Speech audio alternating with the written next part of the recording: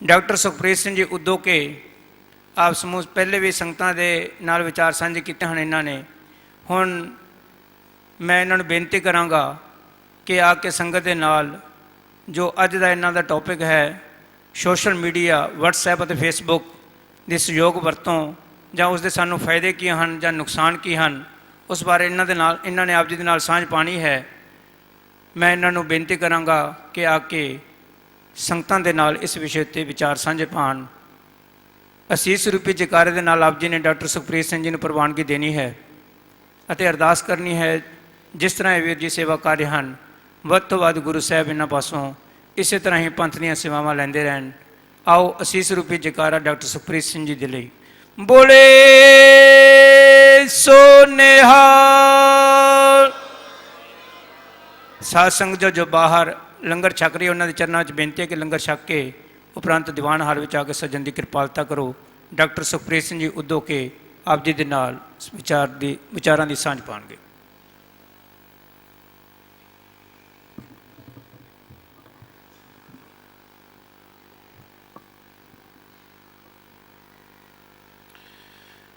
इस दी मंजूर नासरो मंसूर साहिब श्री गुरु गोबिंद सिंह महाराज की पावन पवित्र बख्शिश के सदका गुरता गद्दी ते बराजमान साहिब श्री गुरु ग्रंथ साहब महाराज की मुकद्दस गोद के जुड़ बैठे बहुत ही अजीज हाजरीन। आओ सब तो पहला गुरुदेव पातशाह की बख्शिश मुकद्दस फतेह बुलंद करिए। गज के आखियो जी वाहिगुरु जी का खालसा वाहिगुरु जी की फतेह। अक्सर असी कीर्तन समागमां दे विच सैमीनारां दे विच गुरधामां दे विच जां आम पंथक समागमां दे विच इतिहास गुरमत विचारधारा गुरबाणी की कथा ते गुरबाणी के संकल्पों के बारे सरवण करते हैं। संस्था इतिहास institute for training ideology heritage and artefacts of Sikhism ये उपराला किया गया सी कि मीडिया की लोड़ क्यों तो सोशल मीडिया की दुरवरतों के नाल साडे इतिहास के उपर की असर पै रहा है जां की जिहड़ी साडे नौजवानों के विच समाजिक माध्यम सोशल मीडिया की वरतों वध रही है उहदे नाल सिੱਖੀ का प्रचार हो रहा है जां उस प्रचार के नाल नाल किते असीं निगार वाले पासे भी जा रहे हैं। एक अदीब का कथन है क्या कहें ए अदीब हयाती गुजर यूं कर गिए पैदा हुए बीए की बच्चे किए और मर गए जिंदगी इन्नी करेगी। गुरु नानक देव सच्चे पातशाह ने मल्हार राग दे विच एक बड़ा प्यारा कथन किया है खाना पीना हसना सौना विसर गया है मरना। दरअसल उस तो अगे गुरुदेव पातशाह ने कहा सी कि यह क्यों है क्योंकि कसम नूं विसार के खुआर हो रहे हैं तो उस करके तरिक जीवन नहीं रहना। पर अज एक होर समस्या का सामना करना पै रहा है कि हर हाथ विच मोबाइल आउण दे नाल सब कुछ ही विसरदा जा रहा सब कुछ ही विसरदा जा रहा और इस समाजिक माध्यम की दुरवरतों का पद्धर इन्नी निवाण वाले पासे चला गया है कि गुरमत विचारधारा ने अपने वडमुले फलसफे के रूप दे विच सानू ज्ञान का सागर दिता जां दूजे शब्दों विच कह लईए पुराने समयां दे विच जदों राजा किसी के उपर बहुत ज़्यादा प्रसन्न हो जाता सी ना तो उसने एक बड़ी वड्डी बख्शिश करता सी कि तू अपना खूह लवा सकदा। राजे वालों खूह लवाउण की इजाजत जां खूह लवा के देना अपने आप दे विच एक बहुत वड्डा तोहफा हुंदा सी। हुण राजा किसी नूं खूह लवा भी देवे मनुख उस खूह का मालक बन भी जाए उत्थे मशक ला के बैठ भी जाए तो आउंदे जांदे राही नूं फिर सवाल करे कि मैं खूह का पानी कढ़ के पी सकदा तो लोग कहणगे मूर्ख है। राजे ने खूह दे दिता मलकीयत दे दिती तो पानी पीण तो पहला अजे भी लोगों को पुछ रहा कि मैं पानी पी सकदा जदों कि ये लोगों को पिया सकता सी ये कोल तां मलकीयत सी। समाजिक माध्यमों के उपर साडी मानसिकता बिल्कुल इस तरह की हो गई है। असी अपनी कौम नाल संबंधित किसी पोस्ट नूं किसी विषय नूं समाजिक माध्यम ते साझा करते हैं तो फिर असी विचार लैण की प्रवृत्ति नूं शुरू करते हैं ਅਸੀਂ ਆਪਣੇ ਵਿਚਾਰ ਲੋਕਾਂ ਤੱਕ ਲੈ ਕੇ ਨਹੀਂ ਜਾ ਸਕੇ, ਸਗੋਂ ਨਕਾਰਾਤਮਕ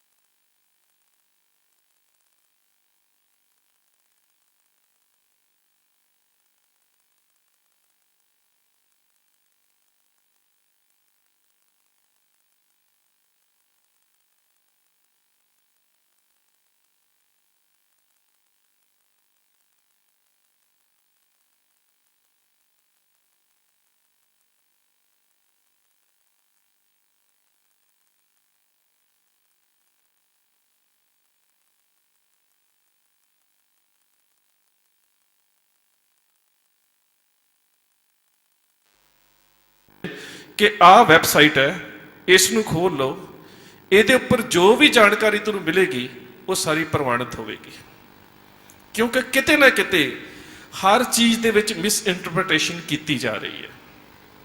ਇਤਿਹਾਸ ਦੀਆਂ ਇੰਨੀਆਂ ਕਿਤਾਬਾਂ ਪ੍ਰਕਾਸ਼ਿਤ ਹੋ ਰਹੀਆਂ ਨੇ, ਮਾਫ ਕਰਨਾ ਜਿਹੜੇ ਸਾਡੇ ਵਿਰੋਧੀ ਨੇ, ਆ ਪਿਛਲੇ ਮਹੀਨੇ ਦੇ ਵਿੱਚ ਹੀ RSS ਦੇ ਵੱਲੋਂ ਧਰਮ ਦੇ ਉੱਪਰ 62 ਕਿਤਾਬਾਂ ਪ੍ਰਕਾਸ਼ਿਤ ਹੋਈਆਂ ਨੇ, ਇੱਕ ਦੋ ਦੀ ਗਿਣਤੀ ਨਹੀਂ।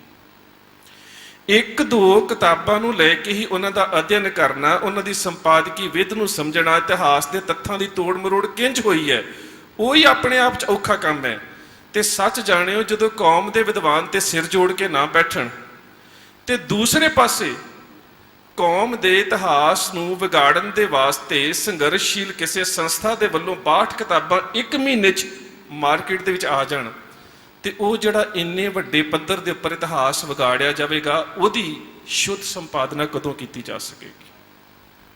ਤੇ ਜਦੋਂ ਅਸੀਂ ਆਪਣੀ ਇਤਿਹਾਸਕਾਰੀ ਦੀ ਗੱਲ ਕਰਦੇ ਹਾਂ, ਤੇ ਅੱਜ ਸਾਡੇ ਕੋਲ ਕਈ ਵਾਰੀ ਬੱਚੇ ਸਵਾਲ ਕਰਦੇ ਨੇ ਜੀ ਸਿੱਖ ਇਤਿਹਾਸ ਦੇ ਉੱਪਰ ਕੋਈ ਕਿਤਾਬ ਦੱਸੋ। ਪਰਮਪਾਲ ਮੇਰਾ ਛੋਟਾ ਵੀਰ ਹੈ, ਯੂਸ਼ ਦੀ ਗੱਲ ਕੀਤੀ ਸੀ, ਯਹੂਦੀਆਂ ਦੀ। ਕੇਵਲ ਤੇ ਕੇਵਲ ਤੁਹਾਨੂੰ ਕਿਹਾ ਜਾਵੇ ਨਾ ਕਿ ਯਹੂਦੀਆਂ ਦੇ ਬਾਰੇ ਕੋਈ ਕਿਤਾਬ ਪੜ੍ਹਨੀ ਹੈ, ਉਹਨਾਂ ਦੀ ਇੱਕ ਕਿਤਾਬ ਹੈ ਹਿਸਟਰੀ ਆਫ ਦੀ ਜਿਊਸ਼। ਉਹਨਾਂ ਦੀ ਇੱਕ ਐਪ ਹੈ ਟਾਈਮਲਾਈਨ ਆਫ ਜਿਊਸ, ਤੁਸੀਂ ਉਸ ਨੂੰ ਮੋਬਾਈਲ ਦੇ ਉੱਪਰ ਕਿਤਾਬ ਦੇ ਵਿੱਚ ਸਾਰੀ ਨੂੰ ਪੜ੍ਹ ਸਕਦੇ ਹੋ, ਸਾਰਾ ਪ੍ਰਮਾਣਿਤ ਇਤਿਹਾਸ ਹੈ। ਕ੍ਰਿਸਚੈਨਿਟੀ ਦੇ ਬਾਰੇ ਪੜ੍ਹਨਾ ਹੋਵੇ ਤੁਹਾਨੂੰ ਇੱਕ ਕਿਤਾਬ ਮਿਲ ਜਾਵੇਗੀ। ਇਸਲਾਮ ਦੇ ਬਾਰੇ ਪੜ੍ਹਨਾ ਹੋਵੇ ਤੁਹਾਨੂੰ ਮੁਕੱਦਸ ਹਦੀਸ, ਪਾਕ ਕੁਰਾਨ ਸ਼ਰੀਫ, ਫਜ਼ਾਇਲੇ ਅਮਾਲ, ਫਜ਼ਾਇਲੇ ਸੁਨਨਤ, ਤਲੀਮੇ ਇਸਲਾਮ ਤੇ ਤਲੀਮੁਲ ਇਸਲਾਮ, 5 ਕਿਤਾਬਾਂ ਨੇ। ਤੁਹਾਡੇ ਕੋਲ ਸਾਰਾ ਵਿਰਸਾ, ਇਤਿਹਾਸ ਤੇ ਪਰੰਪਰਾ ਉਹਨਾਂ ਦੀ ਕੋਲ ਹੋਵੇਗੀ। ਪਰ ਜੇ ਤੁਸੀਂ ਮੈਨੂੰ ਪੁੱਛੋ ਕਿ ਸਿੱਖ ਇਤਿਹਾਸ ਦੇ ਬਾਰੇ ਗੁਰੂ ਕਾਲ, ਬੰਦਾ ਸਿੰਘ ਬਹਾਦਰ ਦਾ ਕਾਲ, 18ਵੀਂ ਸਦੀ ਦਾ ਇਤਿਹਾਸ, ਮਹਾਰਾਜਾ ਰਣਜੀਤ ਸਿੰਘ ਦਾ ਰਾਜ, ਤੇ ਉਹਦੇ ਤੋਂ ਬਾਅਦ ਅੰਗਰੇਜ਼ਾਂ ਦੀ ਗੁਲਾਮੀ ਦੇ ਬਾਰੇ ਪੜ੍ਹਨਾ, ਕੋਈ ਇੱਕ ਕਿਤਾਬ ਦੱਸ ਦਿਓ। ਮੇਰੇ ਕੋਲ ਇੱਕ ਵੀ ਨਾਮ ਨਹੀਂ ਹੈਗਾ, ਇੱਕ ਵੀ ਨਾਮ ਨਹੀਂ ਹੈ। ਇਸ ਦਾ ਮਤਲਬ ਇਤਿਹਾਸ ਸਿਰਜਿਆ ਬਹੁਤ ਹੈ। ਘੋੜਿਆਂ ਦੀਆਂ ਕਾਠੀਆਂ ਦੇ ਉੱਪਰ ਤੇਗਾਂ ਦੀਆਂ ਨੋਕਾਂ ਦੇ ਨਾਲ ਇਤਿਹਾਸ ਨੂੰ ਸਿਰਜਿਆ ਬਹੁਤ ਹੈ। ਲਿਖਣ ਵਿਧ ਦੇ ਵਿੱਚ ਅਸੀਂ ਬਹੁਤ ਵੱਡੀ ਕੋਤਾਹੀ ਵਰਤੀ ਹੈ। ਤੇ ਜਿੰਨਾ ਕੁ ਅਸੀਂ ਇਤਿਹਾਸ ਸਿਰਜਿਆ ਹੈ, ਅੱਜ ਅਸੀਂ ਬੰਦਾ ਸਿੰਘ ਬਹਾਦਰ ਦੇ ਬਾਰੇ ਕੁਝ ਲਿਖਣਾ ਹੁੰਦਾ ਹੈ ਨਾ, ਤੇ ਸਾਨੂੰ ਸਿੱਖ ਸਰੋਤਾਂ ਦੇ ਵਿੱਚੋਂ ਤਰੀਖਾਂ ਨਹੀਂ ਮਿਲਦੀਆਂ। ਸਾਨੂੰ ਤਰੀਖਾਂ ਲੈਣੀਆਂ ਪੈਂਦੀਆਂ ਨੇ ਅਖਬਾਰ ਅਤੇ ਦਰਬਾਰੇ ਮੌਲਾ ਦੇ ਵਿੱਚੋਂ, ਜਿਹੜਾ ਉਸ ਵੇਲੇ ਦੇ ਬਾਦਸ਼ਾਹ ਦਾ ਦਫ਼ਤਰੀ ਰਿਕਾਰਡ ਹੈ। ਉਹ ਦਫ਼ਤਰੀ ਰਿਕਾਰਡ ਜਿਹੜਾ ਹੈ, ਉਹ ਰੋਜ਼ ਦੀ ਤਰੀਖ ਪਾ ਕੇ ਲਿਖਦਾ ਹੈ ਕਿ ਅੱਜ ਇੰਨਾ ਮੁਹੱਰਮ, ਇੰਨੀ ਹਿਜਰੀ ਬੰਦਾ ਸਿੰਘ ਬਹਾਦਰ ਨੇ ਸਢੌਰਾ ਫਤਿਹ ਕਰ ਲਿਆ। ਅੱਜ ਰਮਜ਼ਾਨ ਦਾ ਆਹ ਦਿਨ, ਇੰਨੀ ਹਿਜਰੀ ਬੰਦਾ ਸਿੰਘ ਬਹਾਦਰ ਨੇ ਸਮਾਣਾ ਫਤਿਹ ਕਰ ਲਿਆ। ਸਾਨੂੰ ਇਤਿਹਾਸ ਦੀਆਂ ਤਰੀਖਾਂ ਲੱਭਣ ਦੇ ਵਾਸਤੇ ਵੀ ਆਪਣੇ ਦੁਸ਼ਮਣਾਂ ਦੇ ਇਤਿਹਾਸ ਦੇ ਉੱਪਰ ਨਿਰਭਰ ਕਰਨਾ ਪੈਂਦਾ। ਕਿਉਂ? ਕਿਉਂਕਿ ਅਸੀਂ ਇਤਿਹਾਸ ਦੀ ਲਿਖਣ ਮੌਖਿਕ ਜਨਮ ਸਾਖੀ ਪਰੰਪਰਾ ਦੇ ਵਿੱਚ ਇਤਿਹਾਸ ਦੀ ਤਾਰੀਖਾਂ ਵਾਲੀ ਦਾ ਕਦੀ ਧਿਆਨ ਨਹੀਂ ਰੱਖਿਆ। ਔਰ ਉਹ ਜਿਹੜੀਆਂ ਸਾਡੇ ਸਾਹਮਣੇ ਸਮੱਸਿਆਵਾਂ ਪੈਦਾ ਹੋਈਆਂ, ਅੱਜ ਉਹ ਸਾਡੇ ਸਾਰੇ ਇਤਿਹਾਸ ਨੂੰ ਅਸਰ ਅੰਦਾਜ਼ ਕਰ ਰਹੀਆਂ ਨੇ। ਤੇ ਸੋਸ਼ਲ ਮੀਡੀਆ ਦੇ ਵਿੱਚ ਜਿਸ ਤਰ੍ਹਾਂ ਦੇ ਨਾਲ ਸਾਡੇ ਇਤਿਹਾਸ ਦੇ ਪੱਖਾਂ ਨੂੰ ਪ੍ਰਚਾਰਿਆ ਜਾ ਰਿਹਾ ਹੈ, ਤੇ ਜਿਸ ਤਰ੍ਹਾਂ ਦੇ ਨਾਲ ਅੰਤਰ ਵਿਰੋਧ ਦੀ ਪ੍ਰਕਿਰਿਆ ਛਿੜੀ ਹੋਈ ਹੈ, ਉਹਦੇ ਨਾਲ ਆ ਜਾ ਕੇ ਸਾਡੇ ਸਿੱਕੇਬੰਦ ਇਤਿਹਾਸ ਦੇ ਉੱਪਰ ਵੀ ਸਵਾਲੀਆ ਚਿੰਨ੍ਹ ਲੱਗ ਰਹੇ ਨੇ। ਇੱਕ ਮਨੋਵਿਗਿਆਨਕ ਸਾਈਕੋਲੋਜਿਸਟ ਨੇ, ਉਹਨਾਂ ਦਾ ਨਾਮ ਹੈ ਐਰਿਕ ਸੈਗਮੈਨ। ਉਹਨਾਂ ਨੇ ਸੋਸ਼ਲ ਮੀਡੀਆ ਦੀ ਡਿਸਐਡਵਾਂਟੇਜ ਦੇ ਉੱਪਰ ਕੰਮ ਕੀਤਾ ਹੈ। ਘਾਟਾਂ ਕੀ ਨੇ, ਇਤਿਹਾਸ ਦਾ ਨੁਕਸਾਨ ਕਿਵੇਂ ਹੁੰਦਾ ਹੈ, ਬੱਚਿਆਂ ਦਾ ਸ਼ੋਸ਼ਣ ਕਿਵੇਂ ਹੁੰਦਾ ਹੈ, ਕਿਸ ਤਰ੍ਹਾਂ ਦੇ ਨਾਲ ਜਿਹੜਾ ਮਾਈਂਡ ਹੈ ਪੋਲਿਊਟ ਕੀਤਾ ਜਾਂਦਾ, ਮਾਨਸਿਕਤਾ ਪ੍ਰਦੂਸ਼ਿਤ ਕਿਵੇਂ ਕੀਤੀ ਜਾਂਦੀ ਹੈ। ਅਸੀਂ ਮਹਿਜ਼ ਇੱਕ ਹੀ ਸੋਚਦੇ ਹਾਂ ਕਿ ਸ਼ਾਇਦ ਸੋਸ਼ਲ ਮੀਡੀਆ, ਵਟਸਐਪ, ਫੇਸਬੁੱਕ ਕੇਵਲ ਜਾਣਕਾਰੀ ਔਰ ਗਿਆਨ ਦੇ ਸਾਧਨ ਨੇ। ਇਹ ਨਹੀਂ ਸੋਚਦੇ ਕਿ ਇਸ ਜਾਣਕਾਰੀ ਔਰ ਗਿਆਨ ਦੇ ਰੂਪ ਦੇ ਵਿੱਚ ਬਹੁਤ ਸਾਰਾ ਅਗਿਆਨ ਵੀ ਸਾਡੇ ਸਾਹਮਣੇ ਆ ਰਿਹਾ। ਬਹੁਤ ਸਾਰੇ ਧਰਮ ਵਿਰੋਧੀ ਤੱਥ ਨੇ ਜਿਹੜੇ ਉਹ ਵੀ ਪਬਲਿਸ਼ ਤੇ ਪ੍ਰਕਾਸ਼ਿਤ ਕੀਤੇ ਜਾਂਦੇ ਨੇ, ਕਿਉਂਕਿ ਟੈਕਸਟ ਦੇ ਵਿੱਚ ਜਜ਼ਬਾਤ ਨਹੀਂ ਹੁੰਦੇ। ਜਦੋਂ ਅਮਰੀਕਾ ਵਾਲਿਆਂ ਨੇ ਸੋਸ਼ਲ ਮੀਡੀਆ ਦੇ ਉੱਪਰ ਸਰਚ ਕੀਤੀ ਨਾ, ਉਹਨਾਂ ਨੇ ਟੀਨਏਜਰ ਜਿਹੜੇ ਸੀਗੇ ਉਹਨਾਂ ਦਾ ਸਰਵੇ ਕੀਤਾ। ਇੱਕ ਗੱਲ ਬੜੀ ਉੱਭਰ ਕੇ ਸਾਹਮਣੇ ਆਈ। ਇੱਕ ਬੱਚੀ ਨੇ ਕਿਹਾ ਕਿ ਮੇਰੀ ਸਹੇਲੀ ਦੇ ਨਾਲ ਮੇਰੀ ਲੜਾਈ ਹੋਈ ਸੀ ਤੇ ਮੈਂ ਬੜੇ ਦਿਨ ਉਸ ਨਾਲ ਬੋਲੀ ਨਹੀਂ। ਉਹਦੇ ਤੋਂ ਬਾਅਦ ਉਸਨੇ ਮੈਨੂੰ ਟੈਕਸਟ ਕੀਤਾ, ਲਿਖ ਕੇ ਮੈਸੇਜ ਕੀਤਾ ਕਿ ਮੈਂ ਉਸ ਲੜਾਈ ਦੇ ਵਾਸਤੇ ਬੜੀ ਸ਼ਰਮਸਾਰ ਹਾਂ, ਜੋ ਵੀ ਹੋਇਆ ਗਲਤ ਹੋਇਆ, ਅਸੀਂ ਕੱਲ ਤੋਂ ਮਿਲਣਾ ਸ਼ੁਰੂ ਕਰੀਏ। ਕਹਿੰਦੀ ਅਸੀਂ ਮਿਲਣਾ ਸ਼ੁਰੂ ਤੇ ਕਰ ਲਿਆ, ਪਰ ਉਸ ਲਿਖਤ ਦੀ ਭਾਵਨਾ ਜਿਹੜੀ ਹੈ ਉਹ ਮੇਰੇ ਵਾਸਤੇ ਅਜੇ ਵੀ ਸ਼ੱਕੀ ਹੈ ਕਿ ਕੀ ਸੱਚਮੁੱਚ ਹੀ ਉਸ ਨੂੰ ਆਪਣੇ ਕੀਤੇ ਦਾ ਪਛਤਾਵਾ ਸੀ, ਤੇ ਜੇ ਉਸ ਨੂੰ ਆਪਣੇ ਕੀਤੇ ਦਾ ਪਛਤਾਵਾ ਸੀ ਤਾਂ ਉਹ ਫੇਸ ਟੂ ਫੇਸ ਇੰਟਰੈਕਸ਼ਨ ਕਿਉਂ ਨਾ ਕਰ ਸਕੀ। ਇਹਦਾ ਮਤਲਬ ਕਿ ਸੋਸ਼ਲ ਮੀਡੀਆ ਦੇ ਉੱਪਰ ਟੈਕਸਟ ਦੇ ਰਾਹੀਂ ਜੋ ਕੁਝ ਪ੍ਰਕਾਸ਼ਿਤ ਕੀਤਾ ਜਾ ਰਿਹਾ ਹੁੰਦਾ ਹੈ, ਜ਼ਰੂਰੀ ਨਹੀਂ ਹੁੰਦਾ ਕਿ ਉਸ ਦੇ ਪਿੱਛੇ ਉਸ ਦੀਆਂ ਭਾਵਨਾਵਾਂ ਸ਼ੁੱਧ ਹੀ ਹੋਣ। ਮੈਂ ਤੁਹਾਨੂੰ ਇੱਕ ਆਪਣੀ ਉਦਾਹਰਨ ਦਿੰਦਾ। ਕਿਸੇ ਨੇ ਮੇਰੇ ਖਿਲਾਫ ਇੱਕ ਕਮੈਂਟ ਕੀਤਾ, ਉਹਦੇ ਥੱਲੇ ਇੱਕ ਵੀਰ ਨੇ ਲਿਖ ਦਿੱਤਾ ਡਾਕਟਰ ਉਦੋਕੇ ਨੂੰ ਗੋਲੀ ਮਾਰ ਦੇਣੀ ਚਾਹੀਦੀ ਹੈ। ਤੇ ਮੈਂ ਉਹਨੂੰ ਇਨਬਾਕਸ 'ਚ ਲਿਖਿਆ ਕਿ ਮੇਰੇ ਵੀਰ ਤੂੰ ਗੱਲ ਨੂੰ ਗਲਤ ਸਮਝ ਰਿਹਾ, ਗੱਲ ਤੇ ਆਹ ਚੱਲ ਰਹੀ ਸੀ। ਉਹ ਅਗਲਾ ਕਮੈਂਟ ਕਰ ਰਿਹਾ, ਕਹਿੰਦਾ ਮੈਨੂੰ ਮਾਫ ਕਰਨਾ ਵੀਰ ਜੀ, ਮੈਂ ਗਲਤ ਕਮੈਂਟ ਕਰ ਦਿੱਤਾ, ਮੈਂ ਤੁਹਾਡੇ ਤੋਂ ਖਿਮਾ ਦਾ ਜਾਚਕ ਹਾਂ। ਇਹ ਕੇਵਲ ਤੇ ਕੇਵਲ ਟੈਕਸਟ ਦੇ ਸ਼ਬਦ ਨੇ। ਮੈਨੂੰ ਨਹੀਂ ਪਤਾ ਕਿ ਜਿਸ ਵੇਲੇ ਉਹਨੇ ਕਿਹਾ ਕਿ ਇਹਨੂੰ ਗੋਲੀ ਮਾਰਨੀ ਚਾਹੀਦੀ ਹੈ, ਉਦੋਂ ਉਸਦੇ ਮਨ ਦੇ ਜਜ਼ਬਾਤ ਜਾਂ ਭਾਵਨਾਵਾਂ ਕੀ ਸੀ, ਜਾਂ ਜਦੋਂ ਉਹ ਖਿਮਾ ਜਾਚਨਾ ਕਰ ਰਿਹਾ ਉਦੋਂ ਉਸ ਦੀਆਂ ਭਾਵਨਾਵਾਂ ਕੀ ਨੇ। ਸੋ ਸੋਸ਼ਲ ਮੀਡੀਆ ਦੇ ਵਿੱਚ ਸਭ ਤੋਂ ਵੱਡੀ ਜਿਹੜੀ ਡਿਸਐਡਵਾਂਟੇਜ ਹੈ ਉਹ ਇਹ ਹੈ ਕਿ ਮਨੁੱਖ ਦੀਆਂ ਭਾਵਨਾਵਾਂ ਨੂੰ ਨਹੀਂ ਸਮਝਿਆ ਜਾ ਸਕਦਾ। ਉਸ ਦੀ ਅਗਲੀ ਗੱਲ ਹੈ ਜਿਸ ਨੂੰ ਅਸੀਂ ਕਹਿੰਦੇ ਹਾਂ ਸੈਲਫ ਸਕਿਊਡ ਇਮੇਜ। ਉਹ ਹੁੰਦਾ ਹੈ ਕਿ ਆਪਣੇ ਆਪ ਨੂੰ ਆਪੇ ਹੀ ਚੰਗਾ ਪ੍ਰਕਾਸ਼ਿਤ ਕਰਨਾ। ਅਸੀਂ ਕੀ ਕਰਦੇ ਹਾਂ, ਆਪਣੀ ਸ਼ਕਲ ਤੋਂ ਲੈ ਕੇ ਆਪਣੀ ਲਿਖਤ ਤੱਕ ਸਾਡੀ ਚੇਸ਼ਟਾ ਇਹੀ ਹੁੰਦੀ ਹੈ ਕਿ ਅਸੀਂ ਵਧੀਆ ਤਸਵੀਰ ਪ੍ਰਕਾਸ਼ਿਤ ਕਰੀਏ, ਵਧੀਆ ਸ਼ਬਦ ਪ੍ਰਕਾਸ਼ਿਤ ਕਰੀਏ। ਉਹਦੇ ਪਿੱਛੇ ਭਾਵਨਾਵਾਂ ਕੀ ਨੇ, ਨਾ ਤਸਵੀਰ ਨਾ ਸੂਰਤ ਦੇ ਵਿੱਚੋਂ ਤੇ ਨਾ ਸੀਰਤ ਦੇ ਵਿੱਚੋਂ ਨਜ਼ਰ ਆ ਰਹੀਆਂ ਹੁੰਦੀਆਂ ਨੇ।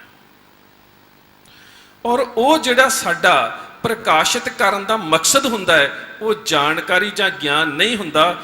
ਉਹਦੇ ਵਿੱਚ ਸਭ ਤੋਂ ਵੱਡੀ ਗੱਲ ਹੁੰਦੀ ਹੈ ਕਿ ਅਸੀਂ ਆਪਣੇ ਵਿਊਜ਼ ਤੇ ਲਾਈਕ ਵੇਖਣਾ ਚਾਹੁੰਦੇ, ਕਿੰਨੇ ਲੋਕਾਂ ਨੇ ਸਾਨੂੰ ਵੇਖਿਆ, ਕਿੰਨਿਆਂ ਨੇ ਪਸੰਦ ਕੀਤਾ। ਉਹਦੇ ਨਾਲ ਜਿਹੜੀ ਲਾਈਕ ਤੇ ਵਿਊਜ਼ ਵੇਖਣ ਦੀ ਪ੍ਰਵਿਰਤੀ ਵਧੀ ਜਾ ਰਹੀ ਹੈ, ਉਹਦੇ ਨਾਲ ਅਸਾਰੂ ਆਲੋਚਨਾ ਤੇ ਸੁਝਾਵਾਂ ਦੇ ਦਰਵਾਜ਼ੇ ਬੰਦ ਹੁੰਦੇ ਜਾ ਰਹੇ ਨੇ। ਜਿਹੜਾ ਵੀ ਕਿਤੇ ਸਾਡੀ ਲਿਖਤ ਦੀ ਥੋੜੀ ਜਿਹੀ ਵਿਰੋਧਤਾ ਕਰਦਾ, ਅਸੀਂ ਕਮੈਂਟ ਡਿਲੀਟ ਕਰਦੇ ਹਾਂ। ਅਸੀਂ ਕਦੀ ਵੀ ਉਸਾਰੂ ਬਹਿਸ ਜਿਹੜੀ ਹੈ ਉਸ ਨੂੰ ਜਨਮ ਨਹੀਂ ਦੇ ਰਹੇ। ਕਿਉਂਕਿ ਸਾਡੇ ਮਨ ਦੇ ਵਿੱਚ ਸੈਲਫ ਸਕਿਊਡ ਇਮੇਜ ਜਿਹੜਾ ਉਹ ਪੈਦਾ ਹੋ ਚੁੱਕਾ ਕਿ ਮੈਂ ਕੇਵਲ ਤੇ ਕੇਵਲ ਆਪਣੀ ਤਾਰੀਫ ਸੁਣ ਸਕਦਾ, ਮੈਂ ਕੇਵਲ ਤੇ ਕੇਵਲ ਆਪਣੇ ਲਾਈਕ ਜਿਹੜੇ ਨੇ ਉਹਨਾਂ ਦੀ ਗਿਣਤੀ ਕਰ ਸਕਦਾ ਹਾਂ, ਮੈਂ ਕੇਵਲ ਤੇ ਕੇਵਲ ਉਹਨਾਂ ਲੋਕਾਂ ਨੂੰ ਆਪਣੇ ਨਾਲ ਰੱਖ ਸਕਦਾ ਹਾਂ ਜਿਹੜੇ this way or that way but my way is right way, ਜਿਹੜੇ ਇਹ ਕਹਿੰਦੇ ਹੋਣ ਕਿ ਰਾਹ ਆ ਜਾਵੇ ਜਾਂ ਆ ਜਾਵੇ ਪਰ ਮੇਰਾ ਰਸਤਾ ਸਹੀ ਹੈ।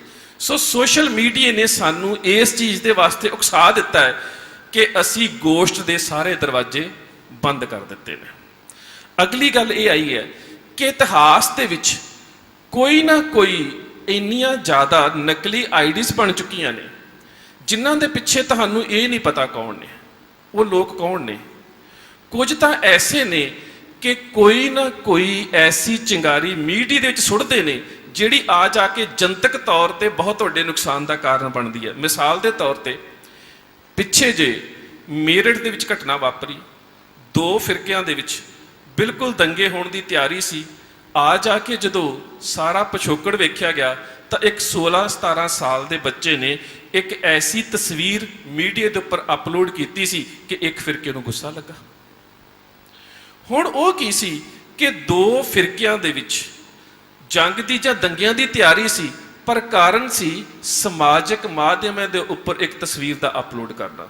ਉਹਦੇ ਵਿਰੋਧ ਦੇ ਵਿੱਚ ਇੱਕ ਹੋਰ ਤਸਵੀਰ ਅਪਲੋਡ ਹੋਈ ਜਿਸ ਨੇ ਦੂਜੇ ਫਿਰਕੇ ਦੀਆਂ ਭਾਵਨਾਵਾਂ ਨੂੰ ਹੋਰ ਭੜਕਾ ਦਿੱਤਾ। ਮੁਕੱਦਸ ਕੁਰਾਨ ਸ਼ਰੀਫ ਦੇ ਉੱਪਰ ਇੱਕ ਬੱਚਾ ਦੋਵੇਂ ਪੈਰ ਰੱਖ ਕੇ ਬੈਠਾ ਨਮਾਜ਼ ਪੜ੍ਹ ਰਿਹਾ। ਉਸ ਤੋਂ ਬਾਅਦ ਉਹਦੇ ਮੁਕਾਬਲੇ 'ਚ ਇੱਕ ਹੋਰ ਤਸਵੀਰ ਆਈ, ਇੱਕ ਨੌਜਵਾਨ ਹਿੰਦੂ ਧਰਮ ਦੀ ਮੁਕੱਦਸ ਮੰਨੇ ਜਾਂਦੇ ਸ਼ਿਵਲਿੰਗ ਦੇ ਉੱਪਰ ਜੁੱਤੀ ਰੱਖ ਕੇ ਖੜਾ ਹੈ। ਇਹਨਾਂ ਦੋ ਫਿਰਕਿਆਂ ਦੇ ਵਿੱਚੋਂ ਸਿੱਖਾਂ ਨੇ ਇੱਕ ਲੜਾਈ ਦਾ ਵੱਖਰਾ ਸਾਧਨ ਲੱਭਿਆ। ਸਾਡੇ ਬੱਚਿਆਂ ਨੇ ਜਿਹੜਾ ਮੁਕੱਦਸ ਕੁਰਾਨ ਸ਼ਰੀਫ ਦੇ ਉੱਪਰ ਪੈਰ ਰੱਖ ਕੇ ਬੈਠਾ ਸੀ, ਸਾਡੇ ਮਾਧਿਅਮਾਂ ਦੇ ਵਿੱਚ ਉਹ ਫੋਟੋ ਇੰਨੀ ਫੈਲਾਈ ਗਈ ਕਿ ਸਿੱਖਾਂ ਦੇ ਧਾਰਮਿਕ ਗ੍ਰੰਥ ਦੇ ਉੱਪਰ ਉਹ ਪੈਰ ਰੱਖ ਕੇ ਬੈਠਾ। ਹੁਣ ਹੋਇਆ ਕਿ ਸ਼ਰਾਰਤ ਇੱਕ ਦੀ ਸੀ, ਤਿੰਨ ਧਰਮਾਂ ਦੇ ਵਿੱਚ, ਮਜ਼ਹਬਾਂ ਦੇ ਵਿੱਚ, ਫਿਰਕਿਆਂ ਦੇ ਵਿੱਚ ਤਕਰਾਰ ਪੈਦਾ ਜਾਂ ਦੰਗੇ ਹੋਣ ਤੱਕ ਗੱਲ ਚੱਲੀ ਗਈ। ਔਰ ਹੋਏ ਵੀ ਕਿਸ ਤਰ੍ਹਾਂ ਹੋਏ?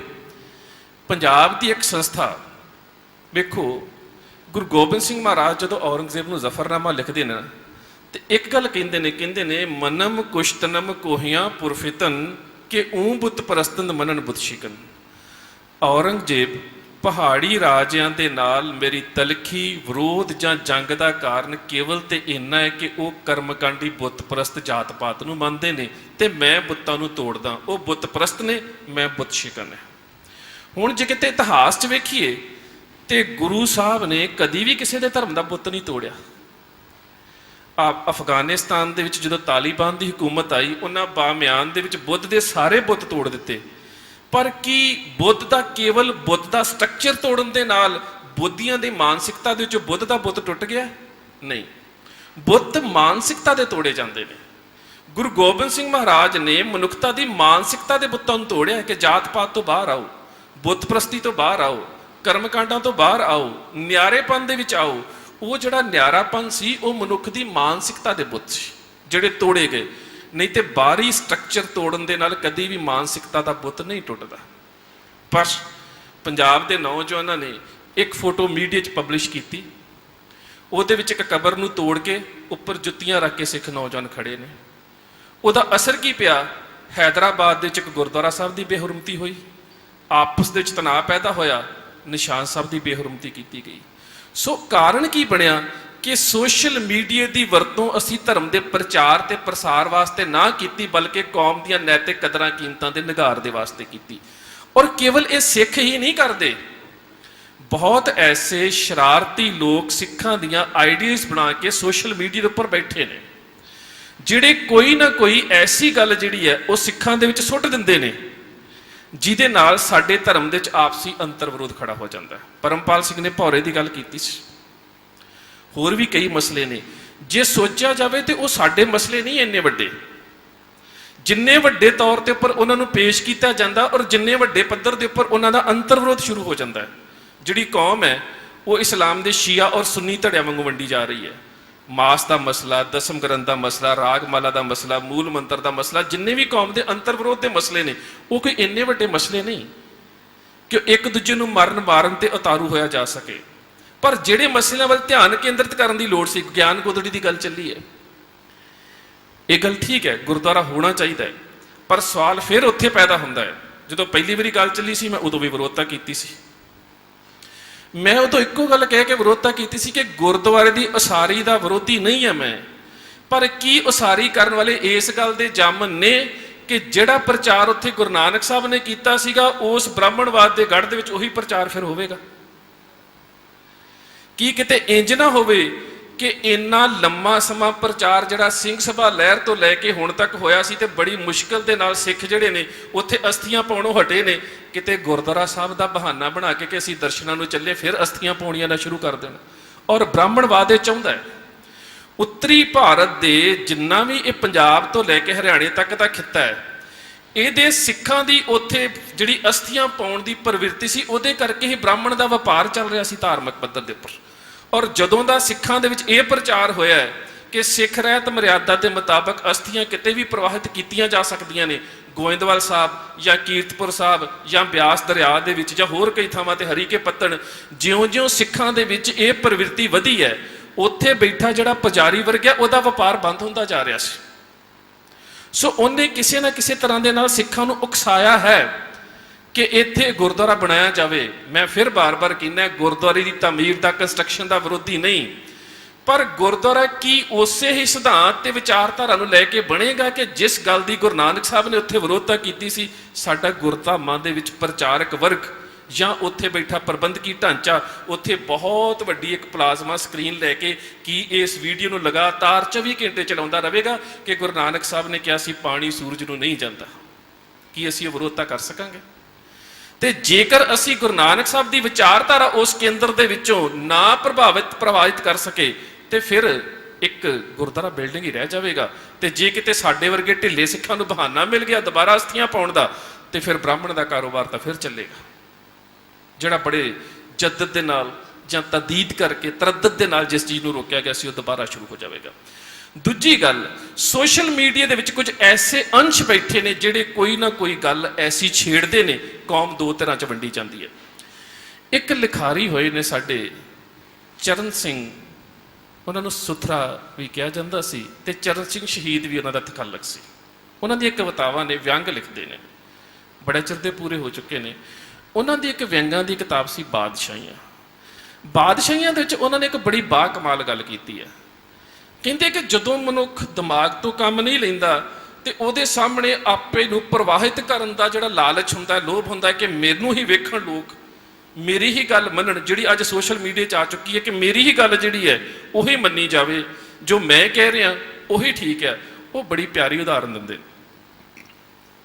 ਕਹਿੰਦੇ ਹਜ਼ਰਤ ਸੁਲੇਮਾਨ ਨੂੰ ਪਤਾ ਲੱਗਾ ਕਿ ਕਿਸੇ ਘੁਮਿਆਰ ਦੇ ਕੋਲ 20 ਖੋਤੇ ਨੇ ਪਰ ਉਹ ਮਨੁੱਖਾਂ ਵਾਂਗੂ ਗੱਲਾਂ ਕਰ ਲੈਂਦੇ ਨੇ। ਸੁਲੇਮਾਨ ਬੜਾ ਖੁਸ਼ ਹੋਇਆ, ਚਲਾ ਗਿਆ ਉਹਨਾਂ ਦੇ ਕੋਲ, ਜਾ ਕੇ ਗੱਲਾਂ ਬਾਤਾਂ ਕੀਤੀਆਂ। ਖੋਤਿਆਂ ਨੇ ਬੜੇ ਪਿਆਰੇ ਜਵਾਬ ਦਿੱਤੇ, ਕਿਉਂਕਿ ਹਰ ਕੋਈ ਵਿਖਾਉਣਾ ਚਾਹੁੰਦਾ ਸੀ ਮੈਂ ਸਿਆਣਾ, ਤੇ ਜਦੋਂ ਮਨੁੱਖ ਦੀ ਇਹ ਪ੍ਰਵਿਰਤੀ ਹੋਵੇ ਕਿ ਮੈਂ ਸਿਆਣਾ ਵਿਖਾਉਣਾ, ਫਿਰ ਕੁਦਰਤੀ ਜਿਹੜੀ ਭਾਸ਼ਾ ਹੈ ਨਾ ਉਹ ਵੀ ਉਹਦੀ ਬੜੀ ਨਾਪੀ ਤੋਲੀ ਹੁੰਦੀ ਹੈ। ਕਹਿੰਦਾ ਸੁਲੇਮਾਨ ਨੇ ਸੋਚਿਆ ਕਿ ਕੇਵਲ ਗੱਲਾਂ ਬਾਤਾਂ 'ਚ ਹੀ ਸਿਆਣੇ ਨੇ ਕਿ ਵਰਤੋਂ ਵੀ ਕਰਦੇ ਨੇ। ਉਹ ਕਹਿੰਦਾ ਮੈਂ ਤੁਹਾਨੂੰ ਆਪਣੇ ਘਰ ਖਾਣੇ ਤੇ ਬੁਲਾਉਣਾ ਚਾਹੁੰਦਾ, ਕੀ ਲਓਗੇ? ਸਾਰਿਆਂ 20 ਨੇ ਸਲਾਹ ਕੀਤੀ, ਕਹਿੰਦੇ ਆਉਣ ਜਾਣ ਦਾ ਖਰਚਾ ਤੇ 2-2 ਪੰਡਾਂ ਘਾਹ ਦੀਆਂ ਖਾਣ ਦੇ ਵਾਸਤੇ। ਸੁਲੇਮਾਨ ਕਹਿੰਦਾ ਮੈਂ ਕਿਹਾ ਕਿ ਹੁਣ ਇਹਨਾਂ 'ਚ ਵੇਖਾਂ ਦਿਮਾਗ ਦੀ ਵਰਤੋਂ ਕਿੰਨੀ ਕੁ ਕਰਦੇ ਨੇ। ਕਹਿੰਦਾ ਮੈਂ ਕਿਹਾ ਇੰਨੀ ਤੇ ਮੇਰੇ ਕੋਲ ਸਮਰੱਥਾ ਨਹੀਂ ਹੈ, ਤੁਸੀਂ ਇਤਨਾ ਕਰੋ, ਮੈਂ ਤੁਹਾਨੂੰ ਅੱਧਿਆਂ ਨੂੰ ਸੱਦ ਸਕਦਾ, 10 ਨੂੰ ਸੱਦ ਸਕਦਾ। ਹੁਣ 10 ਦੇ ਵਿੱਚ 2 ਧੜੇ ਬਣ ਗਏ, ਇੱਕ ਕਹੇ ਕਿ ਅਸੀਂ 10 ਜਾਣਾ ਹੈ, ਦੂਜੇ ਕਹਿਣ ਅਸੀਂ 10 ਜਾਣਾ ਹੈ। ਚਲੋ ਜੀ, ਥੋੜੀ ਜਿਹੀ ਸਿਆਣਪ ਵਰਤੀ, 10 ਇਕੱਠੇ ਕਰ ਲਏ। ਹੁਣ ਉਹ ਕਹਿੰਦਾ ਹੈ ਕਿ ਦੱਸੋ ਤੁਹਾਡਾ ਆਉਣ ਜਾਣ ਦਾ ਖਰਚ ਤੇ ਤੁਹਾਡਾ ਰੋਜ਼ਾਨਾ ਕੀ ਹੋਵੇਗਾ? ਉਹ ਕਹਿੰਦੇ ਜੀ ਜਾਵਾਂਗੇ 10, 2-2 ਪੰਡਾਂ ਘਾਹ ਦੀਆਂ ਤੇ ਆਉਣ ਜਾਣ ਦਾ ਖਰਚਾ। ਉਹ ਕਹਿੰਦਾ ਮੈਂ ਤੇ ਇੰਨਾ ਵੀ ਨਹੀਂ ਦੇ ਸਕਦਾ। ਫਿਰ 5 'ਚ ਲੜਾਈ ਸ਼ੁਰੂ ਹੋਈ ਕਿ ਕਿਹੜੇ 5 ਭੇਜੇ ਜਾਣ। ਅਖੀਰ ਦੇ ਉੱਪਰ ਕਹਿੰਦਾ ਕਰਦਿਆਂ ਇਸ ਗੱਲ ਤੇ ਆ ਗਏ ਕਿ ਸਾਨੂੰ ਤਿੰਨਾਂ ਨੂੰ ਹੀ ਸੱਦ ਲਾ, ਥੋੜੇ ਪੱਠੇ ਦੇ ਦੀ, ਪੈਸਾ ਕੋਈ ਵੀ ਨਾ ਦੇ। ਤੇ ਕਹਿੰਦਾ ਮੈਂ ਉੱਠ ਕੇ ਆਉਣ ਲੱਗਾ, ਕਹਿ ਗਿਆ ਵੀ ਰਹਿ ਗਏ ਨਾ ਫਿਰ ਗਧੇ ਦੇ ਗਧੇ।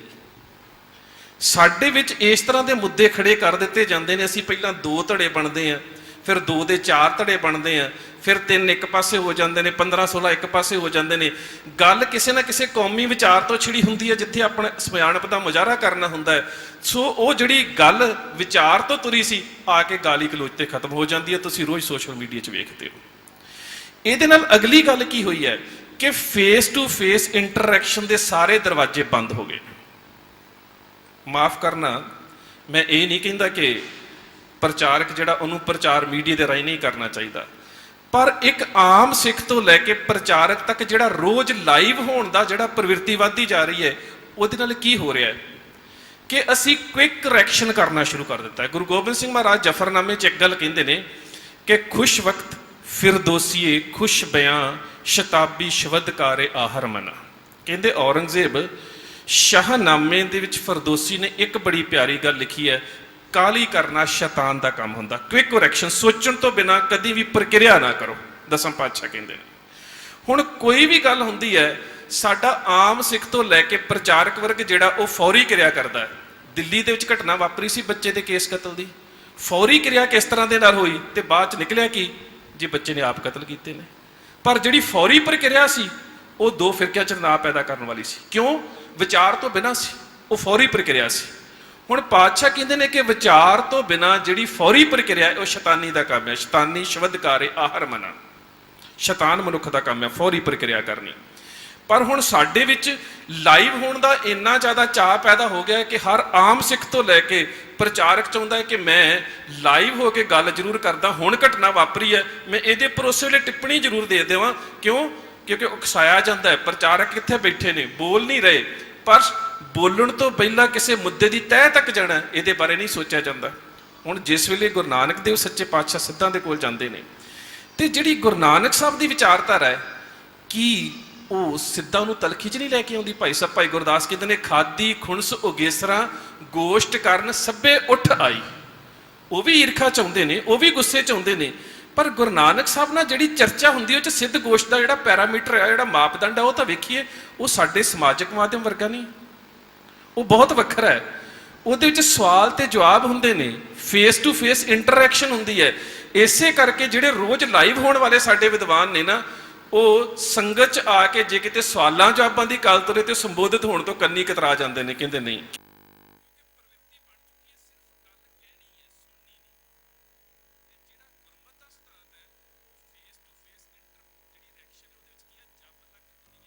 ਨਾਨਕ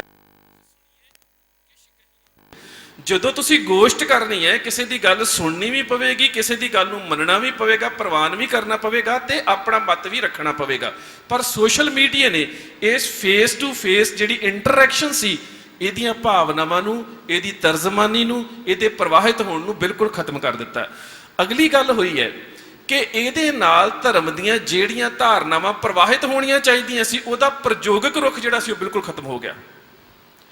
ਜਿਹੜਾ ਰੁਖ ਕੇਵਲ ਤੇ ਕੇਵਲ ਗੋਸ਼ਟ ਦੇ ਵਿੱਚ ਹੁੰਦਾ ਸੀ, ਜਿਹੜਾ ਵਿਚਾਰ ਵਟਾਂਦਰੇ 'ਚ ਹੁੰਦਾ ਸੀ, ਜਿਹੜਾ ਸਮਝਾਉਣ 'ਚ ਹੁੰਦਾ ਸੀ, ਹੁਣ ਤੁਸੀਂ ਵੇਖੋ ਕਿ ਪ੍ਰਯੋਗਿਕ ਰੁਖ ਕਿਹੜਾ ਹੈ ਜਿਹੜਾ ਖਤਮ ਹੋ ਗਿਆ। ਮਿਸਾਲ ਦੇ ਤੌਰ ਤੇ ਮੈਂ ਸਮਝ ਲਓ ਤੁਹਾਡੇ ਸਾਹਮਣੇ ਨਹੀਂ ਆ ਤੇ ਤੁਸੀਂ ਮੀਡੀਆ 'ਚ ਮੈਨੂੰ ਸਵਾਲ ਕਰਦੇ ਹੋ ਕਿ ਜੇ ਪ੍ਰਮਾਤਮਾ ਦੀ ਅੰਸ਼ ਹੈ ਮਨ, ਤੇ ਮਨ ਦੇ ਵਿੱਚੋਂ ਪ੍ਰਮਾਤਮਾ ਨਜ਼ਰ ਕਿਉਂ ਨਹੀਂ ਆਉਂਦਾ? ਹੁਣ ਮੈਂ ਸ਼ਬਦਾਂ 'ਚ ਕਹਿ ਦੂੰਗਾ ਤੁਸੀਂ ਸਿਮਰਨ ਨਹੀਂ ਕਰਦੇ, ਮੈਂ ਸ਼ਬਦਾਂ 'ਚ ਕਹਿ ਦੂੰ ਤੁਹਾਡਾ ਮਨ ਸਾਫ਼ ਨਹੀਂ ਹੈ, ਪਰ ਇਹ ਕੇਵਲ ਟੈਕਸਟ ਹੋਵੇਗਾ, ਕੇਵਲ ਲਿਖਤ ਹੋਵੇਗੀ। ਉਸ ਲਿਖਤ ਦੇ ਪਿੱਛੇ ਮੇਰੀ ਭਾਵਨਾ ਕੀ ਹੈ ਤੁਸੀਂ ਨਹੀਂ ਜਾਣਦੇ। ਹੋ ਸਕਦਾ ਹੈ ਮੈਂ ਤੁਹਾਡੀਆਂ ਭਾਵਨਾਵਾਂ ਦਾ ਮਜ਼ਾਕ ਉਡਾ ਰਿਹਾ ਹਾਂ, ਹੋ ਸਕਦਾ ਹੈ ਮੈਂ ਤੁਹਾਨੂੰ ਗਲਤ ਪਾਸੇ ਲੈ ਕੇ ਜਾ ਰਿਹਾ ਹਾਂ, ਹੋ ਸਕਦਾ ਮੈਂ ਇਹ ਵੀ ਕਹਿ ਦੇਵਾਂ ਕਿ 2:30 ਵਜੇ ਉੱਠ ਕੇ ਤੁਸੀਂ ਫਲਾਣਾ ਮੰਤਰ ਪੜ੍ਹਿਓ ਇੰਨੀ ਵਾਰੀ ਫਿਰ ਤੁਹਾਨੂੰ ਦਰਸ਼ਨ ਹੋ ਜਾਣਗੇ। ਉਹਦੇ ਵਿੱਚ ਸੰਭਾਵਨਾਵਾਂ ਵੱਧ ਨੇ ਕਿ ਜਦੋਂ ਫੇਸ ਟੂ ਫੇਸ ਇੰਟਰੈਕਸ਼ਨ ਦੇ ਵਿੱਚ ਐਕਸਪੈਰੀਮੈਂਟਲ ਟਰੁੱਥ ਨਹੀਂ ਹੈਗਾ, ਉਹਨਾਂ ਚਿਰ ਤੱਕ ਕਦੀ ਵੀ ਇਸ ਚੀਜ਼ ਨੂੰ ਸਹੀ ਦਿਸ਼ਾ ਵਾਲੇ ਪਾਸੇ ਨਹੀਂ ਤੋਰਿਆ ਜਾ ਸਕਦਾ। ਹੁਣ 6ਵੇਂ ਪਾਤਸ਼ਾਹ ਗੁਰੂ ਹਰਗੋਬਿੰਦ ਸਾਹਿਬ, ਜਿਨ੍ਹਾਂ ਨੂੰ ਅਸੀਂ ਭਾਈ ਸਾਹਿਬ ਭਾਈ ਗੁਰਦਾਸ ਕਹਿੰਦੇ ਨੇ ਪੰਜ ਪਿਆਲੇ, ਪੰਜ ਪੀਰ ਛਠਮ ਪੀਰ ਬੈਠਾ ਗੁਰ ਭਾਰੀ, ਦਲ ਭੰਜਨ ਗੁਰ ਸੂਰਮਾ ਵੜ ਜੋਦਾ ਬਹੁ ਪਾਰ ਉਪਕਾਰੀ। ਉਹਨਾਂ ਨੂੰ ਇੱਕ ਪੰਡਤ ਆ ਕੇ ਸਵਾਲ ਕਰਦਾ ਹੈ ਐਕਸਪੈਰੀਮੈਂਟਲ ਟਰੁੱਥ ਕੀ ਹੁੰਦੇ ਨੇ ਜਿਹੜੇ ਅੱਜ ਖਤਮ ਹੁੰਦੇ ਜਾ ਰਹੇ ਨੇ ਕੌਮ ਦੇ ਵਿੱਚੋਂ। ਉਹ ਬੱਚੇ ਨੂੰ ਸਮਝਾਉਣ ਦੇ ਵਾਸਤੇ ਬੜੇ ਜ਼ਰੂਰੀ ਨੇ। ਇਸੇ ਕਰਕੇ ਜਿਹੜੀਆਂ ਸਿੱਖ ਵਿਰੋਧੀ ਸੰਸਥਾਵਾਂ ਨੇ, ਤੁਸੀਂ ਵੇਖਿਆ ਕਦੀ ਟੈਕਸਟ ਬੁੱਕ ਜਿੰਨੀਆਂ ਵੀ ਆ ਰਹੀਆਂ ਨੇ ਅੱਜ ਤੋਂ 5 ਸਾਲ ਦੀਆਂ ਤੇ ਅੱਜ ਦੀਆਂ ਵੇਖੋ, ਬੜੇ ਸੂਖਮ ਰੂਪ ਦੇ ਵਿੱਚ ਸਕੂਲਾਂ ਦੇ ਬਾਹਰ ਵਿਕਣ ਵਾਲੀਆਂ ਨੋਟਬੁੱਕਸ ਜਿਹੜੀਆਂ ਚਾਈਨੀਜ਼ ਸੀ ਔਰ ਜਿਨ੍ਹਾਂ ਦੇ ਵਿੱਚ ਬੈਂਟਨ, ਸਪਾਈਡਰਮੈਨ, ਬੈਟਮੈਨ ਦੇ ਸਟਿੱਕਰ ਤੇ ਤਸਵੀਰਾਂ ਛਪਦੀਆਂ ਸੀ, ਉਹਨਾਂ ਨੂੰ ਬਿਲਕੁਲ ਰਿਮੂਵ ਕਰ ਦਿੱਤਾ ਗਿਆ। ਉਹਨਾਂ ਦੀ ਜਗ੍ਹਾ ਦੇ ਉੱਪਰ ਗਣੇਸ਼, ਕ੍ਰਿਸ਼, ਬਾਲ ਗਣੇਸ਼, ਇਹ ਸਾਰੀਆਂ ਚੀਜ਼ਾਂ ਬੱਚਿਆਂ ਦੇ ਵਿੱਚ ਆ ਰਹੀਆਂ ਨੇ। ਜਿਓਮੈਟਰੀ ਬਾਕਸ ਦੇ ਉੱਪਰ, ਟੈਕਸਟ ਬੁੱਕਸ ਦੇ ਉੱਪਰ, ਨੋਟਬੁੱਕਸ ਦੇ ਉੱਪਰ ਬੜੇ ਤਰੀਕੇ ਦੇ ਨਾਲ ਜਿਹੜੀ ਬੱਚੇ ਦੀ ਮਾਨਸਿਕਤਾ ਨਾ ਉਹਨੂੰ ਪ੍ਰਯੋਗਿਕ ਵਿਜ਼ੂਅਲ ਵਾਲੇ ਪਾਸੇ ਲਿਆਂਦਾ ਜਾ ਰਿਹਾ ਤੇ ਅਸੀਂ ਛੋਟੀਆਂ ਛੋਟੀਆਂ ਲੜਾਈਆਂ ਦੇ ਵਿੱਚ ਲੜਨ ਦੇ ਵਿੱਚ ਮਜ਼ਰੂਫ ਹੈ। ਅਸੀਂ ਛੋਟੇ ਛੋਟੇ ਮੁੱਦਿਆਂ ਦੇ ਉੱਪਰ ਇੱਕ ਦੂਜੇ ਨੂੰ ਫਤਵੇ ਜਾਰੀ ਕਰ ਦਿੰਦੇ, ਫਲਾਣਾ ਏਜੰਸੀਆਂ ਦਾ, ਫਲਾਣਾ RSS ਦਾ, ਫਲਾਣਾ ਰਾਹ ਦਾ, ਫਲਾਣਾ CBI ਦਾ, ਫਲਾਣਾ CIA ਦਾ। ਅਸੀਂ ਰੋਜ਼ ਕੋਈ ਨਾ ਕੋਈ ਫਤਵੇ ਜਾਰੀ ਕਰ ਦਿੰਦੇ ਇੱਕ ਦੂਜੇ ਨੂੰ, ਸਮਝ ਹੀ ਨਹੀਂ ਰਹੇ ਕਿ ਸਾਡੀਆਂ ਸਮੱਸਿਆਵਾਂ ਕੀ ਨੇ ਤੇ ਉਹਨਾਂ ਸਮੱਸਿਆਵਾਂ ਦੇ ਹੱਲ ਵਾਲੇ ਪਾਸੇ ਕਿਵੇਂ ਆਉਣਾ ਹੈ। 6ਵੇਂ ਪਾਤਸ਼ਾਹ ਨੂੰ ਪੰਡਤ ਆ ਕੇ ਕਹਿੰਦਾ ਐਕਸਪੈਰੀਮੈਂਟਲ ਰੂਪ ਕਿਹੜੇ ਹੁੰਦੇ ਨੇ ਧਰਮ ਦੇ, ਜਿਹੜੇ ਕੌਮ ਦੇ ਵਿੱਚ ਸੱਚ ਨੂੰ ਸਾਬਤ ਕਰਨ ਦੇ ਵਾਸਤੇ ਦ੍ਰਿੜ ਕਰਵਾ ਕੇ ਦੱਸਣੇ ਪੈਂਦੇ ਨੇ। ਕਹਿੰਦਾ ਪਾਤਸ਼ਾਹ, ਜੇ ਮਨ ਪਰਮਾਤਮਾ ਦੀ ਅੰਸ਼ ਹੈ ਤੇ ਮਨ ਦੇ ਵਿੱਚੋਂ ਪਰਮਾਤਮਾ ਨਜ਼ਰ ਕਿਉਂ ਨਹੀਂ ਆਉਂਦਾ? ਹੁਣ ਪਾਤਸ਼ਾਹ ਦਾ ਬੜਾ ਪਿਆਰਾ ਜਵਾਬ ਹੈ, ਕਹਿੰਦੇ ਸ਼ਾਮ ਪੈ ਲੈਣ ਦੇ। ਦੁਪਹਿਰ ਲੰਘੀ, ਸੂਰਜ ਢਲਿਆ, ਸਵਾਲ ਫਿਰ ਉਹੀ ਹੈ, ਪਾਤਸ਼ਾਹ ਜੇ ਮਨ ਪਰਮਾਤਮਾ ਦਾ ਅੰਸ਼ ਹੈ ਤੇ ਮਨ ਚੋਂ ਪਰਮਾਤਮਾ ਨਜ਼ਰ ਕਿਉਂ ਨਹੀਂ ਆਉਂਦਾ? ਪਾਤਸ਼ਾਹ ਕਹਿੰਦੇ ਥੋੜਾ ਹੋਰ ਹਨੇਰਾ ਹੋ ਲੈਣ ਦੇ। ਸਹਿਜ ਹੈ ਨਾ, ਸ਼ਤਾਬੀ ਕਾਲੀ ਪੰਜ ਜਵਾਬ ਨਹੀਂ ਦੇਣਾ, ਕਾਲੀ ਟਿੱਪਣੀ ਸ਼ਤਾਬੀ ਸ਼ਬਦ ਕਾਰੇ ਆਹਰ ਮਨਾ, ਫੌਰੀ ਪ੍ਰਕਿਰਿਆ ਨਹੀਂ ਹੈ ਗੁਰੂ ਸਾਹਿਬ ਦੀ। ਸਵਾਲ ਤੇ ਜਵਾਬ ਉਦੋਂ ਵੀ ਦਿੱਤਾ ਜਾ ਸਕਦਾ ਸੀ। ਫਿਰ ਹਨੇਰਾ ਹੋ ਗਿਆ। ਪਾਤਸ਼ਾਹ ਤੁਸੀਂ ਕਿਹਾ ਸੀਗਾ ਕਿ ਹਨੇਰਾ ਹੋਵੇਗਾ ਫਿਰ ਜਵਾਬ ਦਊਂਗਾ, ਹੁਣ ਤੁਸੀਂ ਦੱਸੋ ਕਿ ਮਨ ਜੇ ਪਰਮਾਤਮਾ ਦੀ ਅੰਸ਼ ਹੈ ਤੇ ਪਰਮਾਤਮਾ ਨਜ਼ਰ ਕਿਉਂ ਨਹੀਂ ਆਉਂਦਾ? ਪਾਤਸ਼ਾਹ ਕਹਿੰਦੇ ਚੰਦਰਮਾ ਚੜ੍ਹ ਲੈਣ ਤੇ ਪੂਰਾ। ਚੰਦਰਮਾ ਚੜ੍ਹ ਗਿਆ। ਫਿਰ ਹੱਥ ਜੋੜ ਕੇ ਕਹਿੰਦਾ ਪਾਤਸ਼ਾਹ ਮੇਰੇ ਸਵਾਲ ਦਾ ਜਵਾਬ। ਤੇ ਪਾਤਸ਼ਾਹ ਬਿਧੀ ਚੰਦ ਨੂੰ ਕਹਿੰਦੇ ਨੇ 2 ਘੜੇ ਭਰ ਕੇ ਲੈ ਕੇ ਆਓ। 2 ਪਾਣੀ ਦੇ ਘੜੇ ਭਰੇ ਜਾਂਦੇ ਨੇ। ਹੁਣ ਉਸ ਪੰਡਤ ਨੂੰ ਕਹਿੰਦੇ ਨੇ ਮੇਰੇ ਨਾਲ ਬਾਹਰ ਆ। ਪੰਡਤ ਨਾਲ ਬਾਹਰ ਆ ਗਿਆ। ਪੰਡਤ ਨੂੰ ਕਹਿੰਦੇ ਨੇ ਮਿੱਟੀ ਫੜ। ਉਹ ਮਿੱਟੀ ਦੀ ਬੁੱਕ ਭਰਦਾ ਹੈ, ਕਹਿੰਦੇ ਇੱਕ ਘੜੇ 'ਚ ਘੋਲ ਦੇ।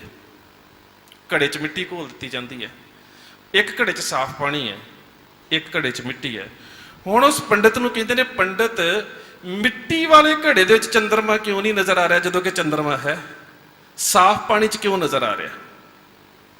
ਐਕਸਪੈਰੀਮੈਂਟਲ ਟਰੁੱਥ ਹੈ, ਇਹ ਪ੍ਰਯੋਗਿਕ ਜਵਾਬ ਹੈ। ਗੁਰੂ ਪਾਤਸ਼ਾਹ ਕਹਿੰਦੇ ਨੇ ਕਿ ਹੈ ਤੇ ਦੋਵੇਂ ਹੀ ਭਾਂਡੇ, ਦੋਵਾਂ 'ਚ ਹੀ ਪਾਣੀ। ਚੰਦਰਮਾ ਵੀ ਸੱਚ ਹੈ ਕਿ ਚੜਿਆ ਹੈ, ਬਿਲਕੁਲ ਸੱਚ ਹੈ। ਨਜ਼ਰ ਕਿਹਦੇ 'ਚ ਆ ਰਿਹਾ? ਜਿਹਦੇ 'ਚ ਪਾਣੀ ਸਾਫ਼ ਹੈ।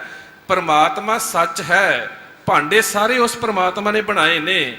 ਮਨ ਉਸ ਪਰਮਾਤਮਾ ਦੇ ਬਣਾਏ ਘੜੇ ਵਾਂਗ ਹੈ, ਪਰ ਅਕਸ ਉਸ ਮਨ ਦੇ 'ਚ ਨਜ਼ਰ ਆਵੇਗਾ ਜਿਹਦੇ ਵਿੱਚੋਂ ਵਿਕਾਰਾਂ ਦੀ ਮਿੱਟੀ ਨਹੀਂ ਹੈਗੀ। ਜਿਹੜੇ ਮਨ 'ਚ ਵੀ ਵਿਕਾਰਾਂ ਦੀ ਮਿੱਟੀ ਹੈ ਉਹਦੇ ਵਿੱਚੋਂ ਉਹਦਾ ਅਕਸ ਨਹੀਂ ਨਜ਼ਰ ਆਵੇਗਾ। ਸੋ ਇਹ ਜਿਹੜੀਆਂ ਪ੍ਰਯੋਗਿਕ ਵਿਧਾਂ ਸੀ ਸਮਝਾਉਣ ਦੀਆਂ, ਇਸ ਨੇ ਕਿਸੇ ਨਾ ਕਿਸੇ ਰੂਪ ਦੇ ਵਿੱਚ ਸਾਡੇ ਧਰਮ ਦੇ ਪ੍ਰਚਾਰ ਦੇ ਉੱਪਰ ਬਿਲਕੁਲ ਇੱਕ ਤਰ੍ਹਾਂ ਦੇ ਨਾਲ ਦਰਵਾਜ਼ੇ ਬੰਦ ਕਰ ਦਿੱਤੇ ਨੇ। ਕਿਉਂਕਿ ਅਸੀਂ ਸੋਸ਼ਲ ਮੀਡੀਆ ਦੇ ਉੱਪਰ ਆ ਕੇ ਵਿਚਾਰ ਵਟਾਂਦਰਾ ਜਿਹੜਾ ਗੋਸ਼ਟ ਦਾ ਸਾਡਾ ਪੈਰਾਮੀਟਰ ਸੀ ਉਸ ਨੂੰ ਬਿਲਕੁਲ ਖਤਮ ਕਰ ਦਿੱਤਾ ਹੈ। ਅਗਲੀ ਗੱਲ ਆ ਗਈ ਹੈ ਅਫਵਾਹਾਂ ਦੀ ਤੇ ਜਾਂ ਧਰਮ ਨਾਲ ਸੰਬੰਧਿਤ ਤੱਥਾਂ ਦੀ ਤੋੜ ਮਰੋੜ ਦੀ। ਉਹ ਇੰਨੇ ਵੱਡੇ ਪੱਧਰ ਦੇ ਉੱਪਰ ਹੋ ਰਹੀ ਹੈ ਕਿ ਮਿਥਿਹਾਸ ਕਿਵੇਂ ਇਤਿਹਾਸ ਬਣਦਾ ਜਾ ਰਿਹਾ, ਔਰ ਉਸ ਮਿਥਿਹਾਸ ਨੂੰ ਇਤਿਹਾਸ ਬਣੇ ਹੋਏ ਰੂਪ ਨੂੰ ਤੁਸੀਂ ਹੁਣ ਕਦੀ ਵੀ ਬਦਲ ਨਹੀਂ ਸਕਦੇ। ਮੈਂ ਤੁਹਾਨੂੰ ਇੱਕ ਉਦਾਹਰਨ ਦਿੰਦਾ। ਪੰਚਮ ਪਾਤਸ਼ਾਹ ਦਾ ਸ਼ਹੀਦੀ ਦਿਹਾੜਾ ਆ ਰਿਹਾ। ਪਿਛਲੇ ਸਾਲ ਕਿਸੇ ਸ਼ਰਾਰਤੀ ਨੇ ਇੱਕ ਪੋਸਟ ਜਿਹੜੀ ਸੀ ਉਹ ਪਬਲਿਸ਼ ਕੀਤੀ। ਉਹਨੇ ਕਿਹਾ ਕਿ ਜਦੋਂ ਪਾਤਸ਼ਾਹ ਨੂੰ ਤਸੀਹੇ ਦਿੱਤੇ ਜਾ ਰਹੇ ਸੀ ਤੇ ਉਦੋਂ ਚੰਦੂ ਦੀ ਨਹੁੰ ਜਿਹੜੀ ਹੈ ਨਾ, ਗੁਰੂ ਪਾਤਸ਼ਾਹ ਦੇ ਪੀਣ ਦੇ ਵਾਸਤੇ ਸ਼ਰਬਤ ਲੈ ਕੇ ਆਈ ਤੇ ਪਾਤਸ਼ਾਹ ਨੂੰ ਉਸਨੇ ਬੜੇ ਆਪਣੇ ਗਹਿਣੇ ਦੇ ਕੇ ਜੇਲ੍ਹ ਦੇ ਵਿੱਚ ਪਹਿਰੇਦਾਰਾਂ ਨੂੰ, ਫਿਰ ਉਹ ਅੰਦਰ ਆਈ, ਫਿਰ ਉਹ ਸ਼ਰਬਤ ਪਿਆਇਆ ਤੇ ਉਹਦੇ ਚੋਂ ਜਿਹੜੀ ਛਬੀਲ ਦੀ ਪ੍ਰਕਿਰਿਆ ਸੀ ਉਹ ਸ਼ੁਰੂ ਹੋ ਗਈ। ਸਿੱਖਾਂ ਨੇ ਛਬੀਲ ਵਰਤਾਉਣੀ ਸ਼ੁਰੂ ਕਰ ਦਿੱਤੀ।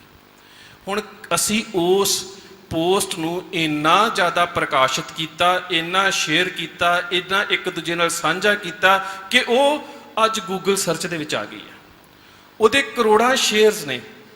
ਤੁਸੀਂ ਕਦੀ ਵੀ ਹੁਣ ਬਾਰ-ਬਾਰ ਰਿਪੋਰਟ ਕਰਕੇ ਵੀ ਉਹਨੂੰ ਕੱਢ ਨਹੀਂ ਸਕਦੇ, ਕਿਉਂਕਿ ਜਿੰਨੀ ਵਾਰੀ ਉਹ ਸ਼ੇਅਰ ਹੋਈ ਹੈ ਉਨੀ ਵਾਰੀ ਤੱਕ ਤੁਸੀਂ ਉਸ ਦੀ ਵਿਰੋਧਤਾ ਕਰਨੀ ਨਹੀਂ। ਇੱਕ ਵਾਰੀ ਅਸੀਂ ਸ਼ੇਅਰ ਕੀਤੀ ਕਿ ਲਓ ਸਾਨੂੰ ਤੇ ਛਬੀਲ ਦਾ ਇਤਿਹਾਸ ਲੱਭ ਗਿਆ, ਪਰ ਕਦੀ ਅਸੀਂ ਛਬੀਲ ਸ਼ਬਦ ਅਰਬੀ ਚੋਂ ਕਿਵੇਂ ਆਉਂਦਾ ਹੈ ਮਹਾਨ ਕੋਸ਼ ਦੇ ਵਿੱਚ ਕਾਹਨ ਸਿੰਘ ਨਾਭਾ ਨੂੰ ਪੜ੍ਹਨ ਦੀ ਕੋਸ਼ਿਸ਼ ਕੀਤੀ? ਕਦੀ ਅਸੀਂ ਸੋਚਿਆ ਕਿ ਚੰਦੂ ਦੀ ਨਹੁੰ ਨੂੰ ਗੁਰਸਿੱਖੀ ਦੇ ਵਿੱਚ ਦਾਇਰੇ 'ਚ ਲਿਆ ਕੇ ਛਬੀਲ ਲਾਉਣ ਦੀ ਜਿਹੜੀ ਹੈ ਸਿੱਖਾਂ ਦੇ ਵਿੱਚ ਮਰਿਆਦਾ ਹੈ ਉਹਦੀ ਮੁਖੀ ਬਣਾਉਣ ਦੇ ਪਿੱਛੇ ਕਿਹੜੀ ਵਿਚਾਰਧਾਰਾ ਕੰਮ ਕਰ ਰਹੀ ਹੈ? ਕਦੀ ਅਸੀਂ ਸੋਚਿਆ ਕਿ 1925 ਦੇ ਵਿੱਚ ਜਿਹੜੀਆਂ ਰਚਨਾਵਾਂ ਲਿਖੀਆਂ ਗਈਆਂ ਉਹ 90 ਸਾਲ ਬਾਅਦ ਸਾਡੀ ਸੋਚ ਕਿਵੇਂ ਪ੍ਰਵਾਹਿਤ ਹੋ ਰਹੀਆਂ ਨੇ? ਕਦੀ ਸੋਚਿਆ ਸੀ? ਨਹੀਂ ਸੋਚਿਆ ਸੀ। ਸ਼ਬਈਲ ਦਾ ਭਾਵ ਹੈ ਪਾਣੀ ਦੀ ਜਗ੍ਹਾ, ਔਰ ਜਿਹੜੀ ਛਬੀਲ ਹੈ ਉਹ ਪੰਚਮ ਪਾਤਸ਼ਾਹ ਤੋਂ ਪਹਿਲਾਂ ਵੀ ਲੱਗਿਆ ਕਰਦੀ ਸੀ। ਜਦੋਂ ਵੀ ਸੰਗਤਾਂ ਕਾਬਲ ਤੋਂ ਆਉਂਦੀਆਂ ਸੀ, ਦੂਰ ਦਰੇਡੇ ਤੋਂ ਗਰਮੀ 'ਚ ਆਉਂਦੀਆਂ ਸੀ, ਤੇ ਉਸ ਵੇਲੇ ਕੋਈ ਗਲੂਕੋਜ਼ ਨਹੀਂ ਸੀ ਹੁੰਦੇ। ਉਸ ਵੇਲੇ ਗਲੂਕੋਜ਼ ਲੈਵਲ ਸਭ ਤੋਂ ਵੱਧ ਗੁੜ ਦੇ ਵਿੱਚ ਹੁੰਦਾ ਸੀ ਤੇ ਗੁੜ ਦਾ ਪਾਣੀ ਘੋਲ ਕੇ ਪਿਆ ਜਾਂਦਾ ਸੀ ਜਦੋਂ ਵੀ ਸੰਗਤ ਆਉਂਦੀ ਸੀ। ਇੰਨਾ ਜ਼ਰੂਰ ਹੈ ਕਿ ਜਦੋਂ ਪੰਚਮ ਪਾਤਸ਼ਾਹ ਦਾ ਸ਼ਹੀਦੀ ਦਿਹਾੜਾ ਸੀ, ਗਰਮੀ ਬਹੁਤ ਹੁੰਦੀ ਤੇ ਜਿੰਨੀਆਂ ਵੀ ਸੰਗਤਾਂ ਮਨਾਉਣ ਵਾਸਤੇ ਆਉਂਦੀਆਂ ਸੀਗੀਆਂ ਦੂਰੋਂ ਦੂਰੋਂ ਘੋੜਿਆਂ ਤੇ ਜਾਂ ਪੈਦਲ ਤੁਰ ਕੇ ਆਉਂਦੀਆਂ ਸੀ ਤੇ ਗੁੜ ਦਾ ਸ਼ਰਬਤ ਹੀ ਪਿਆ ਜਾਂਦਾ ਸੀ। ਪਰ ਚੰਦੂ ਦੇ ਨਾਲ ਹੁਣ ਕਿਉਂ ਜੋੜੀ ਗਈ? ਚੰਦੂ ਦੇ ਨਾਲ ਇਸ ਕਰਕੇ ਜੋੜੀ ਗਈ, 1920-25 ਤੋਂ ਬਾਅਦ ਇੱਕ ਕਿਤਾਬ ਆਉਂਦੀ ਹੈ ਜਿਹੜੀ ਹਿੰਦੂ ਮਹਾਸਭਾ ਬਣੀ, ਜਿਹਦੇ ਵਿੱਚੋਂ RSS ਬਣੀ। ਉਹਦਾ ਮੁਖੀ ਸੀ ਗੋਲਵਾਰਕਰ। ਗੋਲਵਰਕਰ ਦੇ ਨਾਲ ਇੱਕ ਹੋਰ ਸੀ ਸਾਵਰਕਰ। ਸਾਵਰਕਰ ਦੀ ਇੱਕ ਕਿਤਾਬ ਸੀ ਦਾ 6 glorious pages of Indian history. ਉਹਦਾ ਬਾਅਦ ਵਿੱਚ ਹਿੰਦੀ ਅਨੁਵਾਦ ਛਪਿਆ, ਭਾਰਤੀय ਇਤਿਹਾਸ ਕੇ 6 ਸਵਰਨੀय ਪ੍ਰਿਸ਼ਠ। ਭਾਰਤੀ ਇਤਿਹਾਸ ਦੇ 6 ਸੁਨਹਿਰੀ ਪੰਨੇ। ਉਹਨਾਂ ਸੁਨਹਿਰੀ ਪੰਨਿਆਂ ਦੇ ਵਿੱਚ ਇੱਕ ਕਹਾਣੀ ਹੈ ਚੰਦੂ ਦੀ। ਔਰ ਕਹਾਣੀ ਕਿਵੇਂ ਦੀ ਹੈ? ਕਹਿੰਦਾ ਹੈ ਕਿ ਗੁਰੂ ਅਰਜਨ ਸਾਹਿਬ ਜਿਹੜੇ ਸੀ ਉਹਨਾਂ ਨੂੰ 2 ਕਰੋੜ ਰੁਪਈਆ ਜੁਰਮਾਨਾ ਕੀਤਾ ਗਿਆ, ਤੇ ਗੁਰੂ ਸਾਹਿਬ ਦੇ ਸਿੱਖ ਇਸ ਜੁਰਮਾਨੇ ਨੂੰ ਨਾ ਦੇ ਸਕੇ, ਤੇ ਕੇਵਲ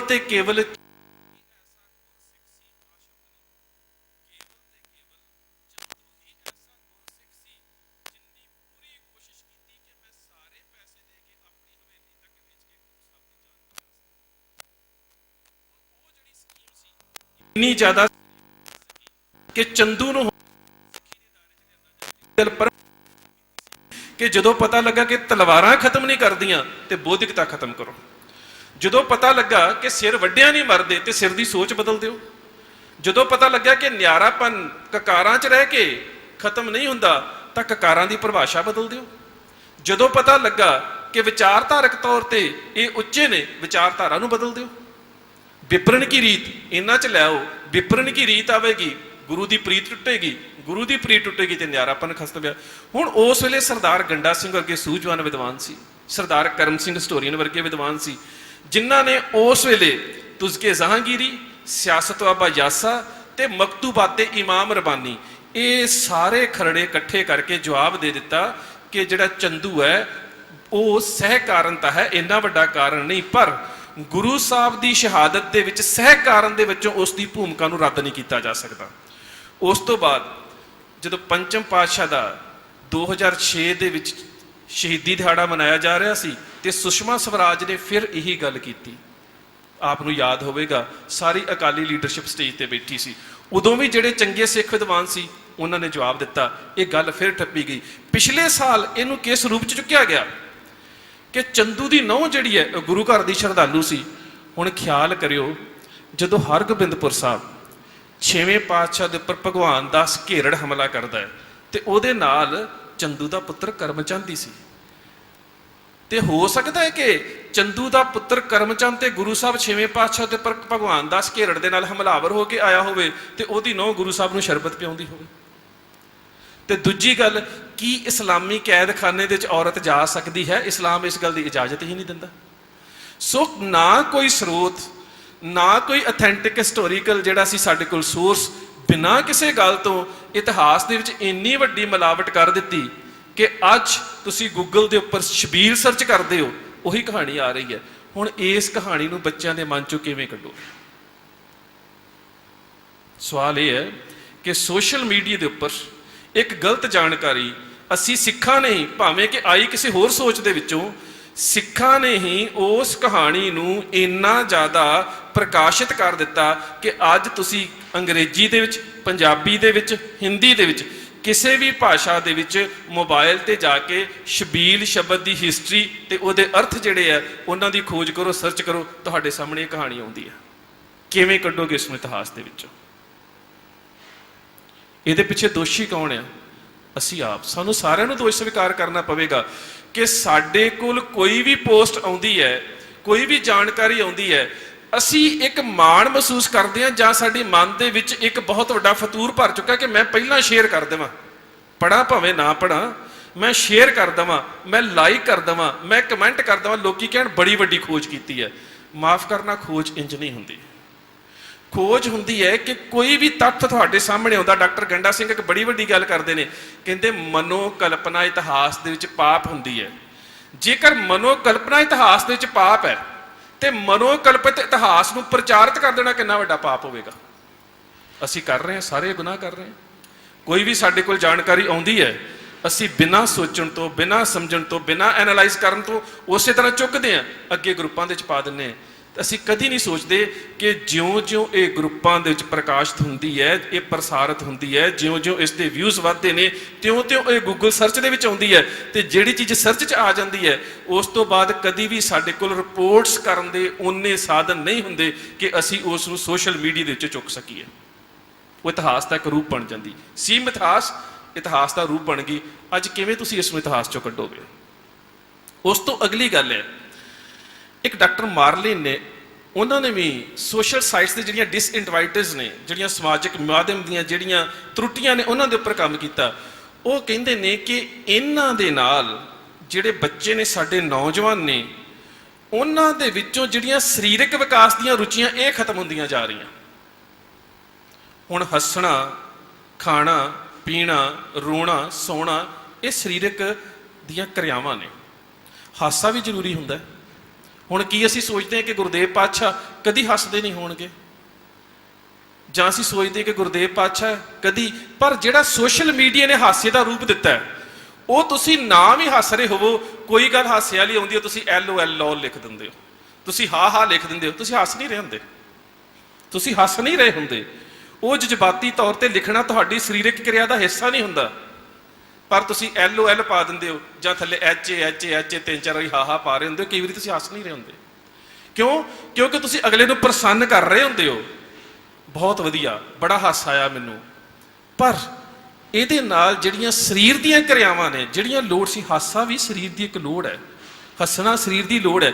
6ਵੇਂ ਪਾਤਸ਼ਾਹ ਦੇ ਸਮੇਂ ਇੱਕ ਪੰਡਤ ਆ ਗਿਆ, ਆ ਕੇ ਸਵਾਲ ਕਰਦਾ ਹੈ, ਕਹਿੰਦਾ ਤੁਸੀਂ ਸ਼ਸਤਰ ਕਿਉਂ ਚੁੱਕੇ ਨੇ?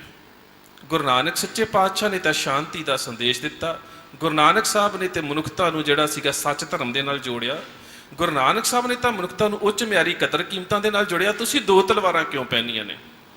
ਪਾਤਸ਼ਾਹ ਚੁੱਪ ਨੇ। ਪਿੱਛੇ ਸੁਥਰੇ ਸ਼ਾਹ ਬੈਠਾ ਸੀ। ਸੁਥਰੇ ਸ਼ਾਹ ਦੀਆਂ ਬੜੀਆਂ ਐਸੀਆਂ ਘਟਨਾਵਾਂ ਇਤਿਹਾਸ 'ਚ ਆਉਂਦੀਆਂ ਨੇ ਕਿ ਉਹ ਬਹੁਤ ਵੱਡੇ ਵਿਅੰਗ ਕਰ ਦਿੰਦਾ ਸੀ। ਔਰ ਜਿਹੜੀ ਇੱਕ ਹੈਗੀ ਆ ਤਾਰੀਖ ਚਿਸ਼ਤੀ, ਉਹਦੇ ਮੁਤਾਬਕ ਸੁਥਰੇ ਸ਼ਾਹ ਨੂੰ ਗੁਰਦੇਵ 6ਵੇਂ ਪਾਤਸ਼ਾਹ ਚੁੱਕ ਕੇ ਵੀ ਆਪ ਲੈ ਕੇ ਆਏ ਸੀ ਸ਼੍ਰੀਨਗਰ ਦੇ ਇਲਾਕੇ ਦੇ ਵਿੱਚੋਂ। ਮਾਂ-ਬਾਪ ਨੇ ਅਭਾਗਾ ਜਾਣ ਕੇ ਸੁੱਟ ਦਿੱਤਾ ਸੀ। ਹੁਣ ਇੱਥੇ ਇੱਕ ਹੋਰ ਸਵਾਲ ਪੈਦਾ ਹੁੰਦਾ ਹੈ, ਸੁਥਰੇ ਨੂੰ ਨਾਮ ਵੀ ਨਹੀਂ ਅਜੇ ਪਤਾ, ਤੇ ਮਾਂ-ਬਾਪ ਨੇ ਅਭਾਗਾ ਜਾਣ ਕੇ ਗਲੀ 'ਚ ਸੁੱਟ ਦਿੱਤਾ, ਕਿਉਂਕਿ ਜੰਮਦੇ ਮੂੰਹ ਦੇ ਵਿੱਚ ਦੰਦ ਨੇ, ਤੇ ਕਿਸੇ ਪੰਡਿਤ ਨੇ ਕਹਿ ਦਿੱਤਾ ਕਿ ਜੰਮਦੇ ਮੂੰਹ 'ਚ ਦੰਦ ਨੇ, ਇਹ ਅਭਾਗਾ ਹੈ, ਬੱਚਾ ਤੁਹਾਡੇ ਉੱਪਰ ਭਾਰੂ ਹੋਵੇਗਾ, ਮਾਂ-ਬਾਪ ਦੇ ਉੱਪਰ। ਉਹਨਾਂ ਨੇ ਘਰੋਂ ਬਾਹਰ ਸੁੱਟ ਦਿੱਤਾ। ਹੁਣ ਇਹਦਾ ਮਤਲਬ ਕਿ ਜਿਹੜਾ ਦੁਰਭਾਗਾ ਜਾਣ ਕੇ, ਜਿਹੜਾ ਕੁਲਹਿਣਾ ਜਾਣ ਕੇ, ਜਿਹੜਾ ਬੁਰੀ ਸ਼ਕਲ ਵਾਲਾ ਜਾਣ ਕੇ ਬਾਹਰ ਸੁੱਟਿਆ ਜਾ ਰਿਹਾ, ਮੇਰਾ ਗੁਰੂ ਝੋਲੀ 'ਚ ਲੈ ਕੇ ਉਹਨੂੰ ਸੁਥਰਾ ਕਹਿ ਰਿਹਾ। ਪਰ ਹੁਣ ਅਸੀਂ ਗੁਰਬਾਣੀ 'ਚ ਕਹਿੰਦੇ ਹਮ ਨਹੀਂ ਚੰਗੇ, ਬੁਰਾ ਨਹੀਂ। ਸੋਸ਼ਲ ਮੀਡੀਆ 'ਚ ਬਿਲਕੁਲ ਉਲਟ ਗੱਲ ਹੈ। ਉਹਦੇ 'ਚ ਅਸੀਂ ਫੋਟੋ ਪਾ ਕੇ ਵੀ ਕਹਿਣਾ ਚਾਹੁੰਦੇ ਕਿ ਲੋਕੀ ਕਹਿਣ ਬੜੀ ਸੋਹਣੀ ਫੋਟੋ, ਬੜੀ ਸੋਹਣੀ ਲਿਖਤ, ਕਮਾਲ ਕਰ ਦਿੱਤੀ। ਜਿਹੜੀ ਨਿਮਾਣੇਪਨ ਦੀ ਪ੍ਰਵਿਰਤੀ ਸੀ ਉਹ ਸਾਡੇ 'ਚੋਂ ਖਤਮ ਹੁੰਦੀ ਜਾ ਰਹੀ ਹੈ। ਹੁਣ 6ਵੇਂ ਪਾਤਸ਼ਾਹ ਬੈਠੇ ਨੇ, ਪੰਡਿਤ ਕਹਿੰਦਾ ਹੈ ਤੁਸੀਂ 2 ਤਲਵਾਰਾਂ ਕਿਉਂ ਪਹਿਨੀਆਂ ਨੇ? ਪਾਤਸ਼ਾਹ ਕਹਿੰਦੇ ਨੇ 5ਵੇਂ ਪਾਤਸ਼ਾਹ ਦੀ ਸ਼ਹਾਦਤ, ਜਹਾਂਗੀਰ ਦੇ ਜ਼ੁਲਮ, ਇਸ ਤਰ੍ਹਾਂ ਦੇ ਨਾਲ ਧਰਮ ਦਾ ਵਿਨਾਸ਼, ਸ਼ਸਤਰ ਚੁੱਕਣੇ ਜ਼ਰੂਰੀ ਸੀ। ਕਹਿੰਦਾ ਮੈਂ ਮੁਤਫਿਕ ਨਹੀਂ ਇਸ ਗੱਲ ਦੇ ਨਾਲ, ਤੁਸੀਂ ਸ਼ਸਤਰ ਕਿਉਂ ਚੁੱਕੇ ਨੇ? ਹੁਣ ਸੁਥਰਾ ਸ਼ਾਹ ਕੀ ਕਰਦਾ ਹੈ? ਪੰਡਤ ਦੇ ਸਾਹਮਣੇ ਬੈਠਾ ਗੁਰੂ ਸਾਹਿਬ ਨੂੰ ਸਵਾਲ ਕਰ ਰਿਹਾ, ਸੁਥਰਾ ਗੁਰੂ ਸਾਹਿਬ ਦੇ ਪਿੱਛੇ ਬੈਠਾ, ਸੁਥਰਾ ਜ਼ਬਾਨ ਕੱਢ ਦਿੰਦਾ, ਪੰਡਤ ਉਹਦੇ ਵੱਲ ਵੇਂਦਾ ਹੈ, ਤਿਉੜੀਆਂ ਪਾ ਲੈਂਦਾ। ਉਸ ਤੋਂ ਬਾਅਦ ਫਿਰ ਕਹਿੰਦਾ ਪਾਤਸ਼ਾਹ ਮੈਂ ਤੁਹਾਨੂੰ ਕਹਿ ਰਿਹਾ ਕਿ ਤੁਸੀਂ ਹਥਿਆਰ ਕਿਉਂ ਚੁੱਕੇ ਨੇ? ਤੇ ਸੁਥਰੇ ਸ਼ਾਹ ਇਸ ਤਰ੍ਹਾਂ ਉਹਨੂੰ ਕਰਦਾ, ਪੰਡਤ ਹੋਰ ਤਿਉੜੀਆਂ ਪਾਉਂਦਾ। ਅਖੀਰ ਫਿਰ ਪੁੱਛਦਾ ਪਾਤਸ਼ਾਹ ਤੁਸੀਂ ਜਵਾਬ ਨਹੀਂ ਦੇ ਰਹੇ, ਬੜੇ ਗੁੱਸੇ ਦੇ ਵਿੱਚ, ਸ਼ਸਤਰ ਕਿਉਂ ਚੁੱਕੇ ਨੇ? ਉਹ ਅੱਗੋਂ ਫਿਰ ਪਿੱਛੋਂ ਜ਼ਬਾਨ ਕੱਢਦਾ ਤੇ ਪੰਡਤ ਕਹਿੰਦਾ ਆਪਣੇ ਨਾਲ ਦੇ ਨੂੰ ਰੋਕ ਲਓ, ਨਹੀਂ ਤੇ ਮੈਂ ਇਹਦੇ ਸਿਰ 'ਚ ਡੰਡਾ ਮਾਰ ਦੇਣਾ। ਤੇ ਪਾਤਸ਼ਾਹ ਕਹਿੰਦੇ ਤਾਂ ਹੀ ਚੁੱਕੇ। ਜਵਾਬ ਮਿਲ ਗਿਆ ਨਾ ਕਿ ਤੈਨੂੰ ਤੇ ਥੋੜਾ ਜਿਹਾ ਨਿੱਜੀ ਤੌਰ ਤੇ ਚੜਾਇਆ ਜਾ ਰਿਹਾ ਤੇ ਤੂੰ ਉਸੇ ਵੇਲੇ ਡੰਡਾ ਮਾਰਨ ਨੂੰ ਤਿਆਰ ਹੋ ਗਿਆ। ਸੱਚ ਜਾਣੀ ਜਦੋਂ ਮੈਂ ਹਥਿਆਰ ਚੁੱਕੇ ਨੇ ਉਦੋਂ ਤੱਕ ਤਾਂ ਬਹੁਤ ਕੁਝ ਹੋ ਚੁੱਕਿਆ ਸੀ। ਸ਼ਾਂਤੀ ਦਾ ਪੱਲਾ ਤਾਂ ਅਸੀਂ 5 ਜਾਮਿਆਂ 'ਚ ਪੜਿਆ, ਜਾਬਰ ਤੋਂ ਲੈ ਕੇ ਬਾਬਰ ਤੋਂ ਲੈ ਕੇ ਜਹਾਂਗੀਰ ਤੱਕ। ਮੈਂ ਤਾਂ ਉਦੋਂ ਤਲਵਾਰਾਂ ਪਹਿਨੀਆਂ ਨੇ ਜਦੋਂ ਸਭ ਕੁਝ ਗੁਜ਼ਰ ਚੁੱਕਾ ਸੀ, ਸਾਰੇ ਸ਼ਾਂਤੀ ਦੇ ਹੀਲੇ ਵਸੀਲੇ ਖਤਮ ਹੋ ਚੁੱਕੇ ਸੀ। ਤੈਨੂੰ ਤੇ ਮਾੜਾ ਜਿਹਾ ਨਿੱਜੀ ਤੌਰ ਤੇ ਚੜਾਇਆ ਹੀ ਹੈ ਨਾ, ਨਿੱਜੀ ਤੌਰ ਤੇ ਤੈਨੂੰ ਤੇ ਥੋੜਾ ਜਿਹਾ ਨਿੱਜੀ ਤੌਰ ਤੇ ਚੜਾਇਆ, ਤੂੰ ਹਥਿਆਰ ਚੁੱਕ ਲੈਣੇ। ਸੋ ਜਿਹੜੀਆਂ ਇਹ ਪ੍ਰਕਿਰਿਆਵਾਂ ਸੀ, ਕਿਤੇ ਭਾਈ ਸਾਹਿਬ ਭਾਈ ਗੁਰਦਾਸ ਦੀਆਂ ਰਚਨਾਵਾਂ ਪੜ੍ਹੋ, ਉਹ ਕਿੰਨੇ ਵਿਅੰਗਾਂ ਦੀ ਵਰਤੋਂ ਕਰਦੇ ਨੇ। 10ਮ ਪਾਤਸ਼ਾਹ ਗੁਰੂ ਗੋਬਿੰਦ ਸਿੰਘ ਮਹਾਰਾਜ ਦੇ ਸਮੇਂ ਇਸੇ ਸੁਥਰੇ ਸ਼ਾਹ ਦੀਆਂ ਸਾਖੀਆਂ ਪੜ੍ਹੋ, ਕਿੰਨਾ ਵਿਅੰਗ ਆਉਂਦਾ ਹੈ ਕਿ ਇਹ ਜਿਹੜੀਆਂ ਜੀਵਨ ਦੀਆਂ ਜਿਹੜੀਆਂ ਕਿਰਿਆਵਾਂ ਸੀ, ਇਹ ਹੌਲੀ ਹੌਲੀ ਸੋਸ਼ਲ ਮੀਡੀਆ ਜਿਹੜਾ ਖਤਮ ਹੁੰਦਾ ਜਾ ਰਿਹਾ, ਔਰ ਇਹਨੇ ਪਰਿਵਾਰਾਂ ਦੇ ਵਿੱਚ ਇੰਨਾ ਇਕੱਲਾਪਨ ਲਿਆ ਦਿੱਤਾ। ਅੱਜ ਬਹੁਤ ਲੋਕ ਸੋਸ਼ਲ ਮੀਡੀਆ ਦੇ ਕਰਕੇ ਡਿਪਰੈਸ਼ਨ ਦਾ ਸ਼ਿਕਾਰ ਨੇ। 15 ਮਿਲੀਅਨ ਲੋਕਾਂ ਦੀਆਂ ਵੈਬਸਾਈਟ ਜਿਹੜੀਆਂ ਨੇ ਹੈਕ ਹੁੰਦੀਆਂ ਨੇ ਹਰ ਸਾਲ ਅਮਰੀਕਾ ਦੇ ਵਿੱਚ। ਅੱਜ ਇਹਦੇ ਕਰਕੇ ਬੱਚਿਆਂ 'ਚ ਚਿੜਚਿੜਾਪਨ ਵੱਧਦਾ ਜਾ ਰਿਹਾ। ਔਰ ਬੱਚਿਆਂ ਦੇ ਵਿੱਚ ਗਲਤੀ ਉੱਪਰ ਗਲਤੀ ਕਰਨ ਦੀ ਪ੍ਰਕਿਰਿਆ ਵੱਧਦੀ ਜਾ ਰਹੀ ਹੈ। ਜਿਹੜੀ ਗੋਸ਼ਟ ਕਰਨ ਦੀ ਪ੍ਰਵਿਰਤੀ ਖਤਮ ਹੋ ਗਈ। ਬੱਚੇ ਕੀ ਕਰਦੇ, ਇੱਕ ਬੱਚਾ ਸਕੂਲ ਨਹੀਂ ਜਾਂਦਾ, ਉਹ ਦੂਜੇ ਬੱਚੇ ਨੂੰ ਕਹਿੰਦਾ ਹੋਮਵਰਕ WhatsApp ਕਰ ਦੇ। ਜਿਹੜੀ ਉਹਨੇ ਗਲਤੀ ਕੀਤੀ ਹੈ ਉਹ ਗਲਤੀ ਦੂਜੇ ਬੱਚੇ ਕੋ ਜਾ ਰਹੀ ਹੈ, ਤੀਜੇ ਬੱਚੇ ਕੋ ਜਾ ਰਹੀ ਹੈ। ਪਰ ਕੋਈ ਸਮਾਂ ਸੀ ਜਦੋਂ ਅਸੀਂ ਕਿਸੇ ਸਵਾਲ ਨੂੰ ਹੱਲ ਕਰਨਾ ਹੁੰਦਾ ਸੀ, 2-4 ਬੱਚੇ ਬੈਠ ਕੇ ਕਰਦੇ ਸੀ। ਆਂਡੀਆਂ ਗੁਆਂਢੀਆਂ ਦੇ ਬੱਚੇ ਇੱਕ ਜਗ੍ਹਾ ਤੇ ਪੜ੍ਹਨ ਆ ਜਾਂਦੇ ਸੀ ਤੇ ਕਿਸੇ ਨਾ ਕਿਸੇ ਸਵਾਲ ਦੇ ਉੱਪਰ ਚਰਚਾ ਹੁੰਦੀ ਸੀ ਤੇ ਜੇ ਗਲਤ ਸਵਾਲ ਦਾ ਜਵਾਬ ਹੁੰਦਾ ਸੀ ਉਹਨੂੰ ਦਰੁਸਤ ਕੀਤਾ ਜਾਂਦਾ ਸੀ। ਅੱਜ ਦਰੁਸਤੀ ਦੇ ਦਰਵਾਜ਼ੇ ਵੀ ਬੰਦ ਕਰ ਦਿੱਤੇ ਸੀ। ਇੱਕ ਬੱਚਾ ਹੋਮਵਰਕ 'ਚ ਗਲਤ ਕਰ ਦੇਵੇ, ਠੀਕ ਕਰ ਦੇਵੇ, ਦੂਜਾ ਬੱਚਾ ਕਹਿੰਦਾ ਜੋ ਤੂੰ ਸੋਲਵ ਕੀਤਾ ਮੈਨੂੰ WhatsApp ਕਰ ਦੇ। ਉਹ ਬੱਚਾ ਉਸ ਜਾਣਕਾਰੀ ਨੂੰ ਉਸੇ ਤਰ੍ਹਾਂ ਅੱਗੇ ਪਹੁੰਚਾ ਰਿਹਾ, ਉਹ ਜਾਣਕਾਰੀ ਉਸੇ ਤਰ੍ਹਾਂ ਅੱਗੇ ਜਾ ਰਹੀ। ਹੋ ਕੀ ਰਿਹਾ ਹੈ ਕਿ ਬੱਚਿਆਂ ਦੇ ਵਿੱਚ ਵਿਚਾਰ ਚਰਚਾ ਤੇ ਫੇਸ ਟੂ ਫੇਸ ਇੰਟਰੈਕਸ਼ਨ ਜਿਹੜੀ ਹੈ ਉਹਦਾ ਖਾਤਮਾ ਹੁੰਦਾ ਜਾ ਰਿਹਾ। ਇਹਦੇ ਨਾਲ ਇੱਕ ਹੋਰ ਜਿਹੜਾ ਬਹੁਤ ਵੱਡਾ ਪ੍ਰਭਾਵ ਪੈ ਰਿਹਾ ਹੈ, ਉਹ ਪ੍ਰਭਾਵ ਦੋ ਬੜੇ ਅਹਿਮ ਨੇ। ਕਿ ਇੱਕ ਤਾਂ ਪ੍ਰਭਾਵ ਇਹ ਹੈ ਕਿ ਲਾਈਵ ਆਉਣ ਦੇ ਨਾਲ ਜਿਹੜੇ ਸ਼ਬਦ ਜ਼ੁਬਾਨ ਚੋਂ ਨਿਕਲ ਜਾਂਦੇ ਨੇ ਕਦੀ ਮੂੰਹ 'ਚ ਨਹੀਂ ਪੈਂਦੇ। ਉਹ ਜਿਹੜੇ ਗਲਤ ਸ਼ਬਦ ਵੀ ਨੇ ਉਹ ਕੌਮ ਦੇ ਵਿੱਚ ਅੰਤਰ ਵਿਰੋਧ ਤੇ ਲੜਾਈਆਂ ਪੈਦਾ ਕਰਨ ਦੇ ਕਾਰਨ ਬਣਦੇ ਜਾ ਰਹੇ ਨੇ। ਤੇ ਜਿਹੜੇ ਰੋਜ਼ ਲਾਈਵ ਹੋਣ ਵਾਲੇ ਪ੍ਰਚਾਰਕ ਨੇ ਉਹਨਾਂ ਦੇ ਅੰਦਰ ਫੇਸ ਟੂ ਫੇਸ ਇੰਟਰੈਕਸ਼ਨ ਦਾ ਇੱਕ ਇਨਫੀਰੀਅਰਿਟੀ ਕੰਪਲੈਕਸ ਪੈਦਾ ਹੁੰਦਾ ਜਾ ਰਿਹਾ। ਉਹ ਸੰਗਤ 'ਚ ਆ ਕੇ ਜਵਾਬ ਦੇ ਨਹੀਂ ਹੈਗੇ। ਤੇ ਜਿੰਨਾ ਚਿਰ ਪ੍ਰਚਾਰਕ ਜ਼ਰੂਰੀ ਨਹੀਂ ਹੈ, ਮੈਂ ਜੋ ਕਹਿ ਰਿਹਾ ਇਹ ਕਦੀ ਵੀ ਸੱਚ ਨਹੀਂ ਹੈ। ਸਾਰਾ ਇਤਿਹਾਸ ਦੀ ਕਦੀ ਵੀ ਖੋਜ ਜਿਹੜੀ ਹੈ ਮੈਂ ਕਰਨ ਤੋਂ ਬਾਅਦ ਕਹਿ ਦੇਵਾਂ ਕਿ ਬਸ ਮੈਂ ਕਰ ਦਿੱਤੀ ਹੈ, ਇਹ ਅੰਤ ਹੈ, ਇੰਜ ਕਦੀ ਵੀ ਨਹੀਂ ਹੁੰਦਾ। ਇਤਿਹਾਸ ਦੀ ਖੋਜ ਜਿਹੜੀ ਹਮੇਸ਼ਾ ਇੱਕ ਸਸਟੇਨਡ ਕੰਟੀਨਿਊਡ ਪ੍ਰੋਸੈਸ ਹੁੰਦਾ ਹੈ। ਨਵੇਂ-ਨਵੇਂ ਸਰੋਤ ਲੱਭਦੇ ਨੇ, ਨਵੇਂ-ਨਵੇਂ ਤੱਤ ਸਾਹਮਣੇ ਆਉਂਦੇ ਨੇ, ਨਵੀਆਂ-ਨਵੀਆਂ ਪਰਿਭਾਸ਼ਾਵਾਂ ਸਾਹਮਣੇ ਆਉਂਦੀਆਂ ਨੇ। ਕੇਵਲ ਗੁਰਬਾਣੀ ਹੈ ਜਿਹੜੀ ਅੰਤਮ ਸੱਚ ਹੈ। ਇਤਿਹਾਸ ਅੰਤਮ ਸੱਚ ਨਹੀਂ ਹੁੰਦਾ। ਇਤਿਹਾਸ ਦੇ ਵਿੱਚ ਹਮੇਸ਼ਾ ਨਵੀਆਂ ਚੀਜ਼ਾਂ ਸਾਹਮਣੇ ਆਉਂਦੀਆਂ ਨੇ, ਨਵੀਆਂ ਖੋਜਾਂ ਸਾਹਮਣੇ ਆਉਂਦੀਆਂ ਨੇ ਔਰ ਨਵੀਆਂ ਖੋਜਾਂ ਨੂੰ ਸੰਗਤ ਦੇ ਸਾਹਮਣੇ ਰੂਬਰੂ ਕਰਨਾ ਪੈਂਦਾ ਹੈ। ਉਹਦੇ ਉੱਪਰ ਅਧਿਐਨ ਹੁੰਦਾ ਹੈ, ਉਚਾਰੂ ਸੁਚਾਰੂ ਤੇ ਆਲੋਚਨਾਤਮਕ ਅਧਿਐਨ ਹੁੰਦੇ ਨੇ, ਫਿਰ ਉਸ ਚੀਜ਼ ਨੂੰ ਪ੍ਰਵਾਨ ਕੀਤਾ ਜਾਂਦਾ। ਮਿਸਾਲ ਦੇ ਤੌਰ ਤੇ ਪਹਿਲਾਂ ਅਸੀਂ ਇਹੀ ਸੋਚਿਆ ਕਰਦੇ ਸੀ ਕਿ ਭਗਤ ਰਵਿਦਾਸ ਜੀ ਦਾ ਜਿਹੜਾ ਅਕਾਲ ਚਲਣਾ ਇੱਕ ਆਮ ਕੁਦਰਤੀ ਮੌਤ ਸੀ। ਪਿਛਲੇ ਸਾਲ ਜਦੋਂ ਮੈਂ ਉਹਨਾਂ ਦੇ ਜੀਵਨ ਦੇ ਉੱਪਰ ਖੋਜ ਕਰ ਰਿਹਾ ਸੀ, ਬਨਾਰਸ ਦੇ ਵਿੱਚੋਂ ਮੈਨੂੰ 7 ਥੀਸਿਸ ਮਿਲ ਗਏ ਜਿੱਥੇ ਪਤਾ ਲੱਗਾ ਕਿ ਉਹਨਾਂ ਨੂੰ ਕਤਲ ਕੀਤਾ ਗਿਆ। ਤੇ ਜੇ ਭਗਤ ਰਵਿਦਾਸ ਜੀ ਨੂੰ ਬ੍ਰਾਹਮਣ ਕਤਲ ਕਰਦੇ ਨੇ ਉਹ ਸ਼ਹਾਦਤ ਹੈ। ਤੇ ਫਿਰ ਸਾਡੇ ਸਾਹਮਣੇ ਇਤਿਹਾਸ ਦਾ ਇੱਕ ਨਵਾਂ ਪ੍ਰਕਰਣ ਪੈਦਾ ਹੋ ਗਿਆ ਕਿ ਗੁਰੂ ਗ੍ਰੰਥ ਸਾਹਿਬ ਮਹਾਰਾਜ ਦੇ ਵਿੱਚ 5 ਸ਼ਹੀਦਾਂ ਦੀ ਬਾਣੀ ਦਰਜ ਹੈ। ਗੁਰੂ ਅਰਜਨ ਸਾਹਿਬ ਸ਼ਹੀਦ ਨੇ, ਗੁਰੂ ਤੇਗ ਬਹਾਦਰ ਸਾਹਿਬ ਸ਼ਹੀਦ ਨੇ, ਭੱਟ ਕੀਰਤ ਜੀ ਸ਼ਹੀਦ ਨੇ, ਭੱਟ ਮਥਰਾ ਜੀ ਸ਼ਹੀਦ ਨੇ, ਭਗਤ ਰਵਿਦਾਸ ਜੀ ਸ਼ਹੀਦ ਨੇ। ਫਿਰ 5 ਸ਼ਹੀਦਾਂ ਦੀ ਬਾਣੀ ਜਿਹੜੀ ਉਹ ਸਾਡੇ ਸਾਹਮਣੇ ਆ ਗਈ। ਪਰ ਇਹ ਤੋਂ ਪਿੱਛੇ ਜਦੋਂ ਪੜ੍ਹਦੇ ਸੀ ਅਸੀਂ ਇਹੀ ਕਹਿੰਦੇ ਸੀ ਕਿ ਭੱਟਾਂ ਦੀ ਬਾਣੀ ਹੈ, ਪਰ ਇਹ ਨਹੀਂ ਸੀ ਪਤਾ ਕਿ ਇੱਕ ਅੰਮ੍ਰਿਤਸਰ ਦੀ ਜੰਗ ਦੇ ਵਿੱਚ ਤੇ ਇੱਕ ਹਰਗੋਬਿੰਦਪੁਰ ਦੀ ਜੰਗ ਦੇ ਵਿੱਚ 2 ਭੱਟ ਸ਼ਹੀਦ ਵੀ ਹੋਏ ਨੇ ਜਿਹੜੇ ਦੋਵੇਂ ਭੱਟ ਭਿੱਖਾ ਜੀ ਦੇ ਪੁੱਤਰ ਨੇ। ਇਸੇ ਤਰ੍ਹਾਂ ਇਸੇ ਪੀੜ੍ਹੀ ਦੇ ਵਿੱਚੋਂ ਆਲੋਵਾਲ ਦੇ ਸਥਾਨ ਦੇ ਉੱਪਰ 11 ਭੱਟ ਸ਼ਹੀਦ ਹੋਏ ਨੇ। ਸੋ ਅਸੀਂ ਭੱਟਾਂ ਨੂੰ ਬਾਣੀ ਦੇ ਰਚੇਤਾ ਕਿ ਜਿਨ੍ਹਾਂ ਨੇ ਗੁਰੂ ਸਾਹਿਬ ਦੀ ਉਸਤਤ ਦੇ ਵਿੱਚ ਬਾਣੀਆਂ ਰਚੀਆਂ ਇਸ ਪੱਖ ਤੋਂ ਤੇ ਜਾਣਿਆ। ਇਤਿਹਾਸਕ ਪੱਖ ਜਿਹੜਾ ਸੀਗਾ ਉਹ ਬਿਲਕੁਲ ਨਕਾਰਾਤਮਕ ਰੂਪ ਰਿਹਾ। ਅਸੀਂ ਉਹਨਾਂ ਦੀਆਂ ਸ਼ਹੀਦੀਆਂ ਨੂੰ ਸ਼ਹੀਦੀ ਪਰੰਪਰਾ 'ਚ ਜਗ੍ਹਾ ਹੀ ਨਾ ਦੇ ਸਕੇ। ਪਰ ਜਿਉਂ-ਜਿਉਂ ਜਿਹੜੇ ਸਰੋਤ ਸੀ ਉਹਨਾਂ ਦੀਆਂ ਗੰਢਾਂ ਖੁੱਲੀਆਂ ਤੇ ਅੱਜ ਪਤਾ ਲੱਗਦਾ ਜਾ ਰਿਹਾ ਹੈ ਕਿ ਨਹੀਂ, ਉਹਨਾਂ ਦਾ ਸ਼ਹਾਦਤਾਂ ਦੇ ਵਿੱਚ ਵੀ ਇੱਕ ਅਹਿਮ ਮਕਾਮ ਹੈ। ਜਿੱਥੇ ਉਹ ਬਾਣੀ ਦੇ ਰਚੇਤਾ ਨੇ, ਗੁਰੂ ਸਾਹਿਬ ਦੀ ਉਸਤਤ ਕਰਦੇ ਨੇ, ਉੱਥੇ ਉਹਨਾਂ ਨੇ ਸਿੱਖੀ ਸਿਧਾਂਤਾਂ ਦੇ ਉੱਪਰ ਪਹਿਰਾ ਦਿੰਦਿਆਂ ਆਪਣਾ ਆਪਾ ਵੀ ਕੁਰਬਾਨ ਕੀਤਾ।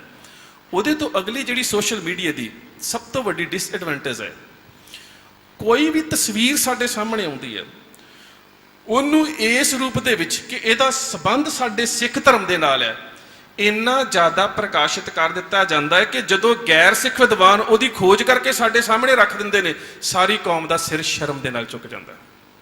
ਪਿੱਛੇ ਜੇ ਤੁਸੀਂ ਸੋਸ਼ਲ ਮੀਡੀਆ ਦੇ ਵਿੱਚ ਇੱਕ ਤਸਵੀਰ ਵੇਖੀ, ਉਹ ਤਸਵੀਰ ਸੀ ਜੀ, ਇਹ ਮਹਾਰਾਜਾ ਰਣਜੀਤ ਸਿੰਘ ਤੇ ਹਰੀ ਸਿੰਘ ਨਲੂਏ ਦੀ ਅਸਲੀ ਤਸਵੀਰ ਹੈ। ਕਿੰਨੀ ਜ਼ਿਆਦਾ ਘੁੰਮੀ। ਹੁਣ ਖਿਆਲ ਕਰੀਏ 1839 ਦੇ ਵਿੱਚ ਮਹਾਰਾਜਾ ਰਣਜੀਤ ਸਿੰਘ ਅਕਾਲ ਚਲਾਣਾ ਕਰ ਜਾਂਦੇ ਨੇ, 1837 ਦੇ ਵਿੱਚ ਹਰੀ ਸਿੰਘ ਨਲੂਆ ਅਕਾਲ ਚਲਾਣਾ ਕਰ ਸਕਦੇ ਨੇ, ਤੇ ਵਿਲੀਅਮ ਫੌਕਸ ਜਿਹੜਾ ਹੈ ਉਹ 1841 ਤੋਂ ਬਾਅਦ ਕੈਮਰੇ ਦੇ ਉੱਪਰ ਖੋਜ ਸ਼ੁਰੂ ਕਰਦਾ ਹੈ। 1844 ਚ ਜਾ ਕੇ ਕੈਮਰੇ ਦੇ ਨਾਲ ਪੰਜਾਬ 'ਚ ਪਹਿਲੀ ਫੋਟੋ ਖਿੱਚੀ ਜਾਂਦੀ, ਜਿਹੜਾ ਸਕਾਟਿਸ਼ ਜਰਨਲ ਹੈਗਾ ਜੌਨ ਮੈਕੋਸ਼, ਉਹ ਦੀਵਾਨ ਮੂਲ ਰਾਜ ਦੀ ਖਿੱਚਦਾ ਹੈ। ਉਸ ਤੋਂ ਬਾਅਦ ਕੈਮਰੇ ਦੀ ਫੋਟੋ ਜਿਹੜੀ ਹੈ ਉਹ ਖਿੱਚੀ ਜਾਂਦੀ ਮਹਾਰਾਜਾ ਦਲੀਪ ਸਿੰਘ ਦੀ। ਸੋ ਮਹਾਰਾਜਾ ਰਣਜੀਤ ਸਿੰਘ ਦੇ ਸਮੇਂ ਤੇ ਕੈਮਰਾ ਹੋਂਦ 'ਚ ਹੀ ਨਹੀਂ ਆਇਆ, ਤੇ 1831 ਦੀ ਰੋਪੜ ਦੀ ਸੰਧੀ ਦੀ ਫੋਟੋ ਕਿੱਥੋਂ ਆ ਗਈ? ਦਰਅਸਲ ਇੰਨੀ ਜ਼ਿਆਦਾ ਤੁਸੀਂ ਅੱਜ ਵੀ ਮਹਾਰਾਜਾ ਰਣਜੀਤ ਸਿੰਘ ਦੀ ਰੀਅਲ ਪਿਕ ਜਿਹੜੀ ਹੈ ਉਹ ਪਾ ਦਿਓ ਇੰਟਰਨੈਟ ਦੇ ਉੱਪਰ, ਪਤਾ ਨਹੀਂ ਕਿੰਨੀਆਂ ਉਹ ਤਸਵੀਰਾਂ ਖੁੱਲ ਜਾਣਗੀਆਂ, ਉਹ ਸਾਰੀਆਂ ਗਲਤ ਨੇ। ਉਹ ਤਾਂ ਜਨਰਲ ਮਾਇਓ ਦੇ ਨਾਲ ਦੋਸਤ ਮੁਹੰਮਦ ਖਾਨ ਦਾ ਬੇਟਾ ਅਮੀਰ ਸ਼ਾਹ ਬੈਠਾ ਹੈ। ਤਸਵੀਰ ਤਾਂ ਉਹਦੀ ਹੈ, ਉਹਦੇ ਨਾਲ ਉਹਦੇ ਅੰਗਰੇਜ਼ ਜਰਨੈਲ ਨੇ, ਉਹਦੇ ਨਾਲ ਉਹਦੇ ਅਫਗਾਨੀ ਜਰਨੈਲ ਨੇ, ਦੋਵਾਂ ਪਾਸਿਆਂ ਦੇ ਦੋ ਇੰਟਰਪ੍ਰੈਟਰ ਬੈਠੇ ਨੇ ਜਿਹੜੇ ਅਫਗਾਨੀ ਭਾਸ਼ਾ ਤੇ ਅੰਗਰੇਜ਼ੀ ਭਾਸ਼ਾ ਦਾ ਤਰਜਮਾ ਕਰ ਰਹੇ ਨੇ। ਤੇ ਸੱਚ ਜਾਣਿਓ, ਇੱਕ ਗੈਰ ਸਿੱਖ ਵਿਦਵਾਨ ਨੇ ਜਦੋਂ ਉਸ ਤਸਵੀਰ ਦੀਆਂ ਵਿਕਟੋਰੀਆ ਮਿਊਜ਼ੀਅਮ ਦੇ ਵਿੱਚੋਂ, ਲੰਡਨ ਦੇ ਵਿੱਚੋਂ ਜਦੋਂ ਸਾਰੀ ਜਾਣਕਾਰੀ ਲੈ ਕੇ ਟਾਈਮਜ਼ ਆਫ ਇੰਡੀਆ 'ਚ ਪਬਲਿਸ਼ ਕਰ ਦਿੱਤੀ, ਤੇ ਉਦੋਂ ਸਾਡੇ ਚਿਹਰੇ ਨੀਵੇਂ ਹੋ ਗਏ। ਕਿਉਂ? ਕਿਉਂਕਿ ਬਿਨਾਂ ਖੋਜ ਤੋਂ ਤਸਵੀਰ ਜਿਹੜੀ ਸੀ ਉਹ ਪ੍ਰਕਾਸ਼ਿਤ ਕੀਤੀ, ਔਰ ਬਿਨਾਂ ਖੋਜ ਤੋਂ ਉਹ ਤਸਵੀਰ ਇੰਨੀ ਜ਼ਿਆਦਾ ਪ੍ਰਕਾਸ਼ਿਤ ਕੀਤੀ ਕਿ ਅਸੀਂ ਹਰ ਜਗ੍ਹਾ ਦੇ ਉੱਪਰ ਉਸ ਨੂੰ ਪਹੁੰਚਾ ਦਿੱਤਾ। ਇੱਕ ਅਜੀਤ ਅਖਬਾਰ 'ਚ ਖਬਰ ਲੱਗੀ, ਜਿਹਦਾ ਕਾਰਨ ਸੋਸ਼ਲ ਮੀਡੀਆ ਸੀ। ਸੋਸ਼ਲ ਮੀਡੀਆ 'ਚ ਕੁਝ ਇਹੋ ਜਿਹੇ ਸੌਫਟਵੇਅਰ ਆਉਂਦੇ ਨੇ ਕਿ ਤੁਸੀਂ ਚਾਹੇ ਆਪਣੀ ਫੋਟੋ ਓਬਾਮਾ ਦੇ ਨਾਲ ਲਾ ਲਓ। ਇਸੇ ਤਰ੍ਹਾਂ ਇੱਕ ਫੋਟੋ ਪ੍ਰਕਾਸ਼ਿਤ ਕਰ ਦਿੱਤੀ ਗਈ, ਉਹ ਕੇਵਲ ਤੇ ਕੇਵਲ ਇੱਕ ਫੋਟੋਸ਼ਾਪ ਦਾ ਟ੍ਰਿਕ ਸੀ ਕਿ ਓਬਾਮਾ ਦੇ ਦਫ਼ਤਰ 'ਚ ਗੁਰੂ ਗੋਬਿੰਦ ਸਿੰਘ ਦੀ ਫੋਟੋ ਲੱਗੀ ਹੈ। ਬਿਲਕੁਲ ਝੂਠ ਸੀ। ਅਜੀਤ ਅਖਬਾਰ ਨੇ ਫੋਟੋ ਲਾ ਦਿੱਤੀ, ਸੱਚਾਈ ਕਿਤੇ ਨਹੀਂ ਸੀ। ਜਦੋਂ ਮੈਂ ਚਿੱਠੀ ਲਿਖੀ, ਬਸ ਨਿੱਕਾ ਜਿਹਾ ਜਵਾਬ ਆ ਗਿਆ, ਜੀ ਗਲਤੀ ਹੋ ਗਈ, ਸਾਨੂੰ ਕਿਸੇ ਨੇ ਫੋਟੋ ਭੇਜੀ ਸੀ, ਔਰ ਫੋਟੋ ਕੈਨੇਡਾ ਤੋਂ ਲੱਗ ਰਹੀ ਹੈ।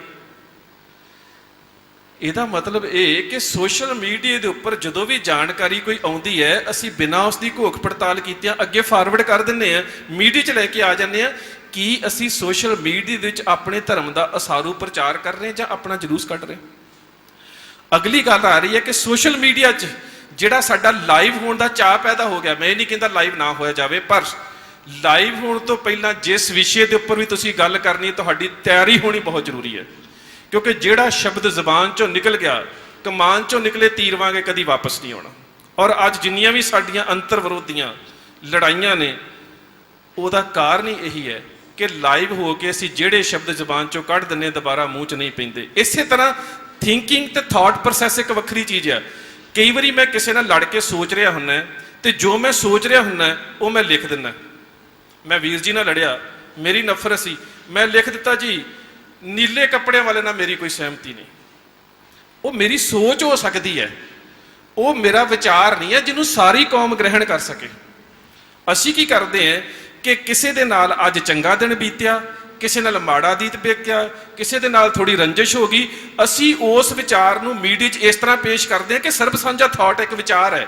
ਉਹ ਵਿਚਾਰ ਨਹੀਂ ਹੁੰਦਾ, ਤੁਹਾਡੀ ਨਿੱਜੀ ਗੱਲ ਹੁੰਦੀ ਹੈ, ਨਿੱਜੀ ਰੰਜਿਸ਼ ਹੁੰਦੀ ਹੈ, ਨਿੱਜੀ ਪਿਆਰ ਹੁੰਦਾ ਹੈ, ਨਿੱਜੀ ਸਬੰਧ ਹੁੰਦੇ ਨੇ, ਸਮਾਜ ਦੀਆਂ ਸਮੱਸਿਆਵਾਂ ਹੁੰਦੀਆਂ ਨੇ, ਤੇ ਸਮਾਜ ਦੇ ਘੇਰੇ 'ਚ ਵਾਪਰ ਰਹੇ ਵਰਤਾਰੇ ਹੁੰਦੇ ਨੇ, ਤੁਸੀਂ ਉਹਨਾਂ ਬਾਰੇ ਸੋਚ ਰਹੇ ਹੁੰਦੇ ਹੋ। ਉਹ ਕੋਈ ਸਾਂਝਾ ਵਿਚਾਰ ਨਹੀਂ ਹੁੰਦਾ। ਪਰ ਅਸੀਂ ਚਾਹੁੰਦੇ ਹਾਂ ਕਿ ਜਿਹੜੀ ਗੱਲ ਅਸੀਂ ਲਿਖ ਦਿੱਤੀ ਹੈ, ਇਹਦੇ ਥੱਲੇ ਵੀ ਕਮੈਂਟ ਇਵੇਂ ਦੇ ਆਉਣ ਕਿ ਇਹਦੇ ਤੋਂ ਵਧੀਆ ਵਿਚਾਰ ਕੋਈ ਨਹੀਂ ਹੋ ਸਕਦਾ।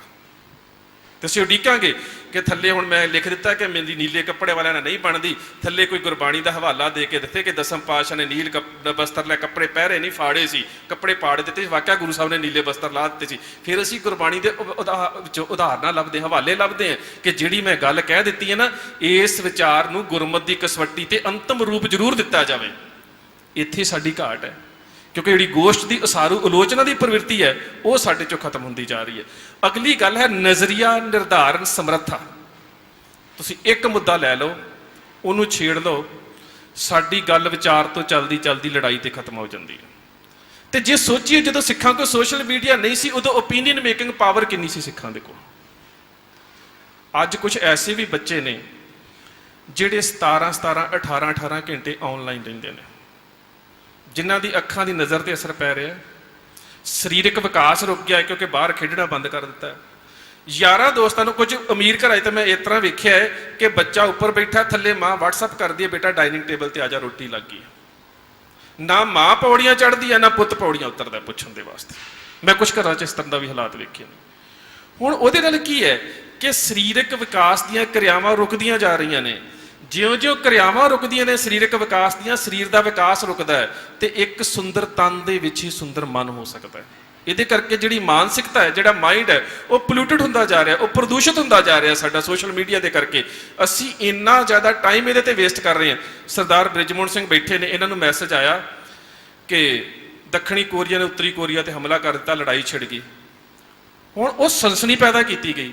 ਵੀਡੀਓ ਜ਼ਰੂਰ ਵੇਖੋ, ਥੱਲੇ ਵੀਡੀਓ ਕੀ ਸੀ, ਦੋ ਬੱਚੇ ਲੜ ਰਹੇ ਆ, ਦੋ ਬੱਚੇ ਲੜ ਰਹੇ ਨੇ। ਹੈਡਿੰਗ ਕੀ ਹੈ ਕਿ ਕੋਰੀਆ ਨੇ ਦੱਖਣੀ ਕੋਰੀਆ ਤੇ ਹਮਲਾ ਕਰ ਦਿੱਤਾ। ਹੁਣ ਜੇ ਅਸਲੀਅਤ ਦੇ ਵਿੱਚ ਸੱਚ ਹੋਵੇ ਤਾਂ ਇਹ ਵਰਲਡ ਵਾਰ ਦੀ ਇੱਕ ਨਹੀਂ ਰੱਖੀ ਜਾ ਰਹੀ ਹੈ, ਪਰ ਦੋ ਬੱਚੇ ਲੜ ਰਹੇ ਨੇ, ਪਰ ਉਹਨੂੰ ਕਿਵੇਂ ਸਨਸਨੀਖੇਜ ਬਣਾ ਕੇ ਪੇਸ਼ ਕੀਤਾ ਜਾ ਰਿਹਾ। ਉਹਦਾ ਕਾਰਨ ਕੀ? ਅਸੀਂ ਸਵਾਦ ਲੱਭਦੇ ਹਾਂ, ਅਸੀਂ ਵਿਊ ਲੱਭਦੇ। ਇਸੇ ਤਰ੍ਹਾਂ ਮੇਰੀ ਇੱਕ ਵੀਡੀਓ ਸੀ, ਉਸ ਵੀਡੀਓ ਦੇ ਵਿੱਚ ਮੈਂ ਭਗਵਾਨ ਰਾਮ ਤੇ ਪ੍ਰਹਲਾਦ ਦੇ ਕਰੋਨੋਗ੍ਰਾਫਿਕ ਫੇਸ ਦੀ ਗੱਲ ਕੀਤੀ। ਉਹ ਜਿਸ ਵੀਰ ਨੇ ਪਾਈ, ਮੈਨੂੰ ਮਿਲਿਆ ਵੀ ਉਹਨੇ ਬੜੀ ਕੱਟ ਵੱਢ ਕੇ ਇਸ ਤਰ੍ਹਾਂ ਦੇ ਨਾਲ ਪਾਈ ਕਿ ਸਿੱਖ ਤੇ ਇਸ ਰੂਪ 'ਚ ਵੇਖਣ ਕੇ ਬੜੀ ਵਧੀਆ ਖੋਜ ਕੀਤੀ ਹੈ, ਤੇ ਜਿਹੜਾ ਹਿੰਦੂ ਵੇਖੇ ਤੇ ਮੈਨੂੰ ਗਾਲਾਂ ਕੱਢੇ। ਤੇ ਮੈਂ ਕਿਹਾ ਜੋ ਜਿਸ ਤਰ੍ਹਾਂ ਤੂੰ ਕੱਟ ਵੱਢ ਕੇ ਐਡਿਟ ਕਰਕੇ ਪਾਇਆ, ਮੈਂ ਤਾਂ ਇੰਝ ਕਿਹਾ ਹੀ ਨਹੀਂ ਸੀ। ਜਿਹੜੀ ਮੈਂ ਇਹਦੇ ਤੋਂ ਪਹਿਲਾਂ ਗੱਲ ਕਹੀ ਸੀ ਤੂੰ ਉਹ ਕਿਉਂ ਨਹੀਂ ਪਾਈ? ਕਹਿੰਦਾ ਵੀਰ ਜੀ ਅਸੀਂ ਤੇ ਵਿਊ ਵਧਾਉਣੇ ਹੁੰਦੇ, ਅਸੀਂ ਤੇ ਇਹ ਵੇਖਣਾ ਲਾਈਕ ਕਿੰਨੇ ਆਉਂਦੇ ਆ, ਅਸੀਂ ਤੇ ਇਹ ਵੇਖਣਾ ਵਿਊ ਕਿੰਨੇ ਆਉਂਦੇ ਆ। ਸੋ ਆਪਣੇ ਲਾਈਕ ਤੇ ਆਪਣੇ ਵਿਊਜ਼ ਜਿਹੜੇ ਨੇ ਉਹਨਾਂ ਦੀ ਗਿਣਤੀ ਨੂੰ ਵਧਾਉਣ ਦੇ ਵਾਸਤੇ ਅਸੀਂ ਕੌਮ ਦੀ ਵਿਚਾਰਧਾਰਾ ਦੇ ਨਾਲ ਖਿਲਵਾੜ ਕਰ ਰਹੇ ਹਾਂ। ਔਰ ਇਹਦੇ ਨਾਲ ਹੋ ਕੀ ਰਿਹਾ ਕਿ ਸਾਡੇ ਵਿੱਚੋਂ ਨਜ਼ਰੀਆ ਨਿਰਧਾਰਨ ਸਮਰੱਥਾ ਮੁੱਕਦੀ ਜਾ ਰਹੀ ਹੈ, ਓਪੀਨੀਅਨ ਮੇਕਿੰਗ ਪਾਵਰ ਖਤਮ ਹੁੰਦੀ ਜਾ ਰਹੀ ਹੈ। ਅਸੀਂ ਆਪਣੀ ਕੌਮ ਦੀ ਵਿਚਾਰਧਾਰਾ ਦੇ ਪ੍ਰਤੀ ਵੀ ਸ਼ੱਕੀ ਹੁੰਦੇ ਜਾ ਰਹੇ ਹਾਂ। ਕੋਈ ਵੀ ਘਟਨਾ ਵਾਪਰਦੀ ਹੈ ਅਸੀਂ ਮੀਡੀਆ ਤੇ ਪਾ ਕੇ ਲੋਕਾਂ ਦੇ ਵਿਚਾਰ ਲੈਂਦੇ, ਅਸੀਂ ਕਦੀ ਗੁਰੂ ਦੇ ਕੋਲੋਂ ਨਹੀਂ ਪੁੱਛਦੇ। ਮੈਂ ਤੁਹਾਨੂੰ ਇੱਕ ਉਦਾਹਰਨ ਦਿੰਦਾ। 29 ਮਾਰਚ 1733 ਜਿਸ ਵੇਲੇ ਜ਼ਕਰੀਆ ਖਾਨ ਨੂੰ ਇਹ ਪਤਾ ਲੱਗਾ ਕਿ ਸਿੱਖ ਹੁਣ ਖਤਮ ਨਹੀਂ ਕੀਤੇ ਜਾ ਸਕਦੇ, ਤੇ ਨਾਦਰ ਸ਼ਾਹ ਵੀ ਜਾਂਦਾ ਜਾਂਦਾ ਕਹਿ ਗਿਆ ਕਿ ਜੇਕਰ ਇਹਨਾਂ ਦਾ ਅਕੀਦਾ ਇੰਨਾ ਉੱਚਾ ਹੈ ਤੇ ਫਿਰ ਅਜ਼ੀ ਕੂਮ ਉਹ ਬਾਦਸ਼ਾਹੀ ਆਮਦ, ਫਿਰ ਤੇ ਇਸ ਕੌਮ ਦੇ ਵਿੱਚੋਂ ਬਾਦਸ਼ਾਹੀ ਦੀ ਬੋ ਆਉਂਦੀ ਹੈ। ਹੁਣ ਓਪੀਨੀਅਨ ਮੇਕਿੰਗ ਪਾਵਰ ਕੀ ਹੁੰਦੀ ਕੌਮ ਦੇ ਵਿੱਚ? ਲੀਡਰਸ਼ਿਪ ਦੋ ਤਰ੍ਹਾਂ ਦੀ ਹੁੰਦੀ ਹੈ। ਇੱਕ ਤੇ ਉਹ ਲੀਡਰ ਹੁੰਦੇ ਨੇ, ਅੱਜ ਹੀ ਮੈਂ ਪੜ੍ਹ ਰਿਹਾ ਸੀ ਹਿਟਲਰ ਦੀ ਕਿਸੇ ਗੱਲ ਨੂੰ ਨਾ ਕਿਸੇ ਨੇ ਬੜਾ ਜ਼ਿਆਦਾ ਪ੍ਰਚਾਰਿਤ ਕੀਤਾ ਹੈ ਕਿ ਹਿਟਲਰ ਕਹਿੰਦਾ ਸੀ ਕਿ 100 ਸ਼ੇਰ ਹੋਣ ਨਾ ਤੇ ਇੱਕ ਗਧਾ ਜਰਨੈਲ ਹੋਵੇ ਤੇ ਉਹ 100 ਸ਼ੇਰਾਂ ਦਾ ਨੁਕਸਾਨ ਕਰ ਦਿੰਦਾ ਹੈ। ਦੂਜੇ ਪਾਸੇ 100 ਗਧੇ ਹੋਣ ਤੇ ਇੱਕ ਸ਼ੇਰ ਜਰਨੈਲ ਹੋਵੇ ਤੇ ਕੁਛ ਨਾ ਕੁਛ ਦੇ ਦਿੰਦਾ। ਬੜੀ ਘਟੀਆ ਪੱਧਰ ਦੀ ਉਦਾਹਰਨ ਹੈ, ਬੇਸ਼ੱਕ ਹਿਟਲਰ ਨੇ ਦਿੱਤੀ ਹੋਵੇਗੀ, ਉਹਨੇ ਮੈਨ ਕੈਂਫ 'ਚ ਇਹ ਗੱਲ ਕਹੀ ਆਪਣੀ ਕਿਤਾਬ ਮਾਈ ਸਟਰਗਲ ਦੇ ਵਿੱਚ। ਪਰ ਅਸੀਂ ਇੱਥੋਂ ਪੁੱਛਣਾ ਸੀ ਕਿ ਆਗੂ ਕਿਵੇਂ ਦਾ ਹੋਵੇ, ਤੇ ਪਾਤਸ਼ਾਹ ਪਹਿਲੀ ਗੱਲ ਤੇ ਆਗੂ ਦੀ ਕੁਆਲਿਟੀ ਦੱਸਣਗੇ, ਤਖਤ ਬਹੇ ਤਖਤੇ ਕੀ ਲਾਇਕ। ਫਿਰ ਉਹ ਕਹਿਣਗੇ ਸਤਿਗੁਰ ਆਗੂ ਜਾਣੀਏ ਬਾਹਾਂ ਪਕੜ ਅੰਦਲੇ ਨਿਸਤਾਰੇ। ਜੇ ਕਿਤੇ ਪੂਰਨ ਗੁਰੂ ਦੀ ਵਿਚਾਰਧਾਰਾ ਦੇ ਉੱਪਰ ਚੱਲਣ ਵਾਲਾ ਆਗੂ ਹੋਵੇ ਤੇ ਅਚੇਤ ਲੋਕਾਂ ਨੂੰ ਵੀ ਕੁਝ ਨਾ ਕੁਝ ਲੈ ਕੇ ਦੇ ਦਿੰਦਾ ਹੈ। ਪਰ ਅੰਨਾ ਆਗੂ ਜੇ ਥੀਏ ਸਭ ਸਾਥ ਮੁਹਾਵੇ। ਪਰ ਜੇਕਰ ਆਗੂ ਹੀ ਅੰਨਾ ਹੋਵੇ ਤੇ ਲੋਕੀ ਜਿੰਨੇ ਮਰਜ਼ੀ ਗਿਆਨਵਾਨ ਹੋਣ ਉਹਨਾਂ ਦਾ ਨੁਕਸਾਨ ਕਰਾ ਦਿੰਦਾ ਹੈ। ਸੋ ਅਸੀਂ ਹਿਟਲਰ ਦੇ ਕੋਲੋਂ ਘਟੀਆ ਪੱਧਰ ਦੀ ਉਦਾਹਰਨ ਲੈਣੀ ਸੀ, ਜਾਂ ਜਿਹੜੀ ਸਾਰੇ ਗੁਰੂ ਬਾਬੇ ਨੇ ਦਿੱਤੀ ਅਸੀਂ ਉਹ ਲੈਣੀ ਸੀ? ਇਹਦਾ ਮਤਲਬ ਕਿ ਸੁਣੀਆਂ ਸੁਣਾਈਆਂ ਗੱਲਾਂ ਚੁੱਕ ਕੇ ਅਸੀਂ ਅੱਗੇ ਪ੍ਰਵਾਹਿਤ ਕਰ ਦਿੰਦੇ ਹਾਂ। ਗੁਰਬਾਣੀ ਤੇ ਗਿਆਨ ਰਤਨਾਂ ਦੇ ਵਿੱਚੋਂ ਖੋਜ ਕਰਨੀ ਬੰਦ ਕਰ ਦਿੱਤੀ ਅਸੀਂ। ਹੁਣ ਜ਼ਕਰੀਆ ਖਾਨ ਸ਼ਬੇਗ ਸਿੰਘ ਹੁਣਾਂ ਨੂੰ ਸਿੱਖਾਂ ਨੂੰ ਨਵਾਬੀ ਵਾਸਤੇ ਭੇਜਦਾ ਕਿ ਜੇਕਰ ਇਹ ਕਤਲ ਨਹੀਂ ਕੀਤੇ ਜਾ ਸਕਦੇ, ਖਤਮ ਨਹੀਂ ਕੀਤੇ ਜਾ ਸਕਦੇ, ਇਸ਼ਟ ਦੇ ਪ੍ਰਤੀ ਨਿਸ਼ਚਾ ਇੰਨਾ ਸਟਰੋਂਗ ਹੈ, ਨਵਾਬੀ ਦੇ ਦਿਓ, ਕੁਛ ਚਿਰ ਤਾਂ ਚੈਨ ਤੇ ਕੱਢੀਏ। ਕੰਗਨਵਾਲ, ਦੀਪਾਲਪੁਰ, ਝਬਾਲ ਦੀ ਨਵਾਬੀ, 1 ਲੱਖ ਰੁਪਈਆ ਨਗਦ, 1 ਕਿਰਪਾਨ, 1 ਕਲਗੀ, 1 ਜ਼ਿਗਾ, ਕੰਗਣਾ ਦੀ ਜੋੜੀ ਤੇ 1 ਖਿੱਲਤ। ਇਹ ਲਿਖਤ ਦੇ ਵਿੱਚ 8 ਚੀਜ਼ਾਂ ਲੈ ਕੇ ਆ ਗਏ ਸ਼ਬੇਗ ਸਿੰਘ। ਹੁਣ ਸ਼ਬੇਗ ਸਿੰਘ ਸਰਕਾਰੀ ਅਹਿਲਕਾਰ ਨੇ, ਤੇ ਜਿਹੜਾ 29 ਮਈ 1733 ਨੂੰ ਪੰਥ ਅੰਦਰ ਬੈਠਾ ਹੈ ਉਹ ਸਾਰਾ ਵਿਰੋਧੀ ਹੈ, ਬਾਗੀ ਹੈ। ਹੁਣ ਦੋ ਨੇ, ਇੱਕ ਤੇ ਨਾਮ ਮਿਲ ਵਰਤਣੀ ਹੈ ਤੇ ਜਿਹੜੇ ਆ ਰਹੇ ਨੇ ਸਟੇਟ ਦੇ ਵੱਲੋਂ ਉਹ ਮਿਲ ਵਰਤਣੀ ਹੈ। ਹੁਣ ਸਿੱਖ ਦੀ ਨਜ਼ਰੀਆ ਨਿਰਧਾਰਤ ਸਮਰੱਥਾ ਕਿਵੇਂ ਦੀ ਹੈ? ਜਦੋਂ ਅੰਦਰ ਜਾਣ ਲੱਗਦੇ ਨੇ ਤੇ ਦਰਵਾਜ਼ੇ ਤੇ ਖੜੇ ਦੋਵੇਂ ਪਹਿਰੇਦਾਰ ਵਰਸ਼ਾ ਕਰ ਦਿੰਦੇ ਨੇ, ਸ਼ਬੇਗ ਸਿੰਘ ਜੀ ਅੰਦਰ ਨਹੀਂ ਜਾ ਸਕਦੇ। ਕਹਿੰਦੇ ਕਿਉਂ? ਤੁਸੀਂ ਸਰਕਾਰ ਦੇ ਵੱਲੋਂ ਆਏ ਹੋ, ਅੰਦਰ ਸਰਕਾਰ ਦੇ ਬਾਗੀ ਬੈਠੇ ਨੇ, ਕੋਈ ਮੇਲ ਨਹੀਂ। ਹੁਣ ਸ਼ਬੇਗ ਸਿੰਘ ਕਿਵੇਂ ਇਸ ਗੱਲ ਨੂੰ ਲੈਂਦੇ ਨੇ?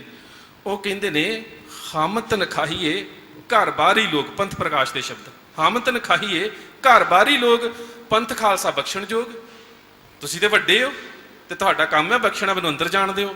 ਹੁਣ ਇਹ ਫੇਸ ਟੂ ਫੇਸ ਇੰਟਰੈਕਸ਼ਨ ਹੈ ਕਿ ਸੋਸ਼ਲ ਮੀਡੀਆ ਦੀ ਗੱਲ ਨਹੀਂ, ਇਹ ਆਮੋ ਸਾਹਮਣੇ ਗੱਲ ਹੋ ਰਹੀ ਹੈ। ਉਹ ਕਹਿ ਰਹੇ ਨੇ ਤੁਸੀਂ ਸਰਕਾਰੀ ਹੋ, ਅੰਦਰ ਨਹੀਂ ਜਾ ਸਕਦੇ। ਕਹਿੰਦੇ ਮੈਂ ਤੇ ਸਰਕਾਰੀ ਹਾਂ, ਤੁਹਾਡੇ ਤੋਂ ਨੀਵਾਂ, ਪਰ ਤੁਸੀਂ ਤੇ ਉੱਚੇ ਹੋ ਨਾ, ਤੇ ਉੱਚੇ ਦਾ ਫਰਜ਼ ਬਣਦਾ ਨੀਵੇਂ ਨੂੰ ਜਗ੍ਹਾ ਦੇਣੀ। ਹਮ ਤਨਖਾਹੀਏ ਘਰ ਬਾਹਰੀ ਲੋਕ ਪੰਥ ਖਾਲਸਾ ਬਖਸ਼ਣਯੋਗ। ਝੁਕਣਾ ਪਿਆ, ਅੰਦਰ ਜਾਣ ਦਿੱਤਾ। ਨਵਾਬੀ ਜਾ ਕੇ ਰੱਖੀ ਸਰਦਾਰ ਦਰਬਾਰਾ ਸਿੰਘ ਦੇ ਚਰਨਾਂ ਦੇ ਉੱਪਰ। ਹੁਣ ਦਰਬਾਰਾ ਸਿੰਘ ਉਸ ਵੇਲੇ ਕੌਮ ਦਾ ਜਥੇਦਾਰ ਹੈ, ਤੇ ਜਥੇਦਾਰ ਜਿਹੜਾ ਉਹ ਰਾਜਸੀ ਆਗੂ ਵੀ ਹੈ। ਹੁਣ ਉਹਦਾ ਜਿਹੜਾ ਰਾਜਸੀ ਆਗੂ ਦਾ ਓਪੀਨੀਅਨ ਹੈ ਨਾ, ਉਹ ਰਾਜਸੀ ਪ੍ਰਵਿਰਤੀ ਚੋਂ ਆ ਰਿਹਾ। ਹੁਣ ਨਜ਼ਰੀਆ ਨਿਰਧਾਰਤ ਸਮਰੱਥਾ ਤੇ ਧਿਆਨ ਕੇਂਦਰਿਤ ਕਰਿਓ ਆਪਣਾ।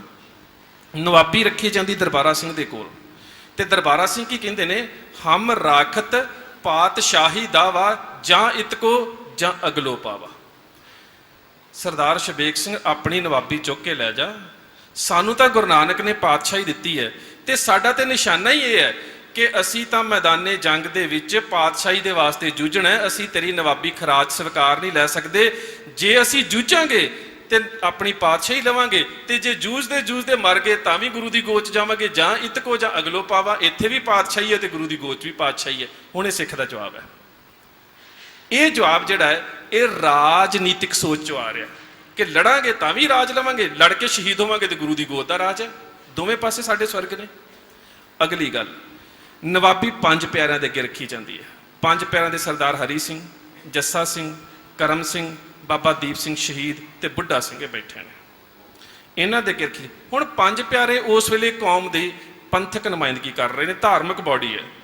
ਹੁਣ ਜਵਾਬ ਉਹਨਾਂ ਦਾ ਵੀ ਉਹੀ ਹੈ ਕਿ ਨਵਾਬੀ ਨਹੀਂ ਲੈਣੀ, ਪਰ ਉਹਨਾਂ ਦਾ ਆਪਣੀ ਸੋਚ ਚੋਂ ਆ ਰਿਹਾ। ਉਹ ਕੀ ਕਹਿੰਦੇ ਨੇ? ਕਹਿੰਦੇ ਪਾਤਸ਼ਾਹੀ ਛੱਡ ਕਿਮ ਲਿਵੇ ਨਵਾਬੀ, ਇਤ ਉਤ ਕਿਮ ਹਮ ਕਰੇ ਖਰਾਬੀ। ਕਿ ਪੰਜ ਪਿਆਰਿਆਂ ਤੋਂ ਵੱਡਾ ਤੇ ਉਹਦਾ ਹੀ ਕੋਈ ਨਹੀਂ ਹੋ ਸਕਦਾ। ਉਹ ਅੱਜ ਵਰਗੇ ਪੰਜ ਪਿਆਰੇ ਥੋੜਾ ਸੀਗੇ ਵੀ ਬਾਦਲ ਦੇ ਕਹਿਣ ਤੇ ਸੌਦਾ ਸਾਧ ਦੀ ਚਿੱਠੀ ਆ ਜਾਵੇ ਤੇ ਮਾਫ ਕਰ ਦਿਓ। ਨਹੀਂ, ਉਹ ਪੰਥਕ ਨੁਮਾਇੰਦੇ ਸੀ, ਉਹ ਪੰਥ ਦੀ ਨੁਮਾਇੰਦਗੀ ਕਰਨ ਵਾਲੇ ਸੀ, ਉਹ ਸੰਘਰਸ਼ ਦੇ ਵਿੱਚੋਂ ਆਏ ਸੀ, ਉਹ ਕਲਗੀਧਰ ਦੇ ਸਕੂਲ ਚੋਂ ਪੜ੍ਹੇ ਸੀ।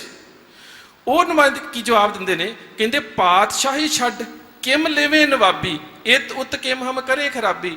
ਸ਼ਬੇਗ ਸਿੰਘ, ਗੁਰੂ ਨੇ ਸਭ ਤੋਂ ਉੱਚਾ ਅਹੁਦਾ ਸਾਨੂੰ ਬਖਸ਼ਿਸ਼ ਕੀਤਾ ਹੈ, ਤੇ ਇਹ ਪੰਜ ਸਿੰਘ ਸਾਹਿਬਾਨ ਦਾ ਅਹੁਦਾ ਛੱਡ ਕੇ ਅਸੀਂ ਤੇਰੀ ਛੋਟੀ ਜਿਹੀ ਨਵਾਬੀ ਲੈ ਕੇ ਆਪਣਾ ਲੋਕ ਤੇ ਪਰਲੋਕ ਖਰਾਬ ਕਿਉਂ ਕਰੀਏ? ਹੁਣ ਨਵਾਬੀ ਤੇ ਉਹਨਾਂ ਨੇ ਵੀ ਮੋੜੀ ਹੈ, ਪਰ ਉਹਨਾਂ ਦੀ ਜਿਹੜੀ ਨਜ਼ਰੀਆ ਨਿਰਧਾਰਤ ਸੱਤਾ, ਜਿਹੜਾ ਉਹਨਾਂ ਦਾ ਓਪੀਨੀਅਨ ਹੈ, ਧਰਮ ਚੋਂ ਆ ਰਿਹਾ।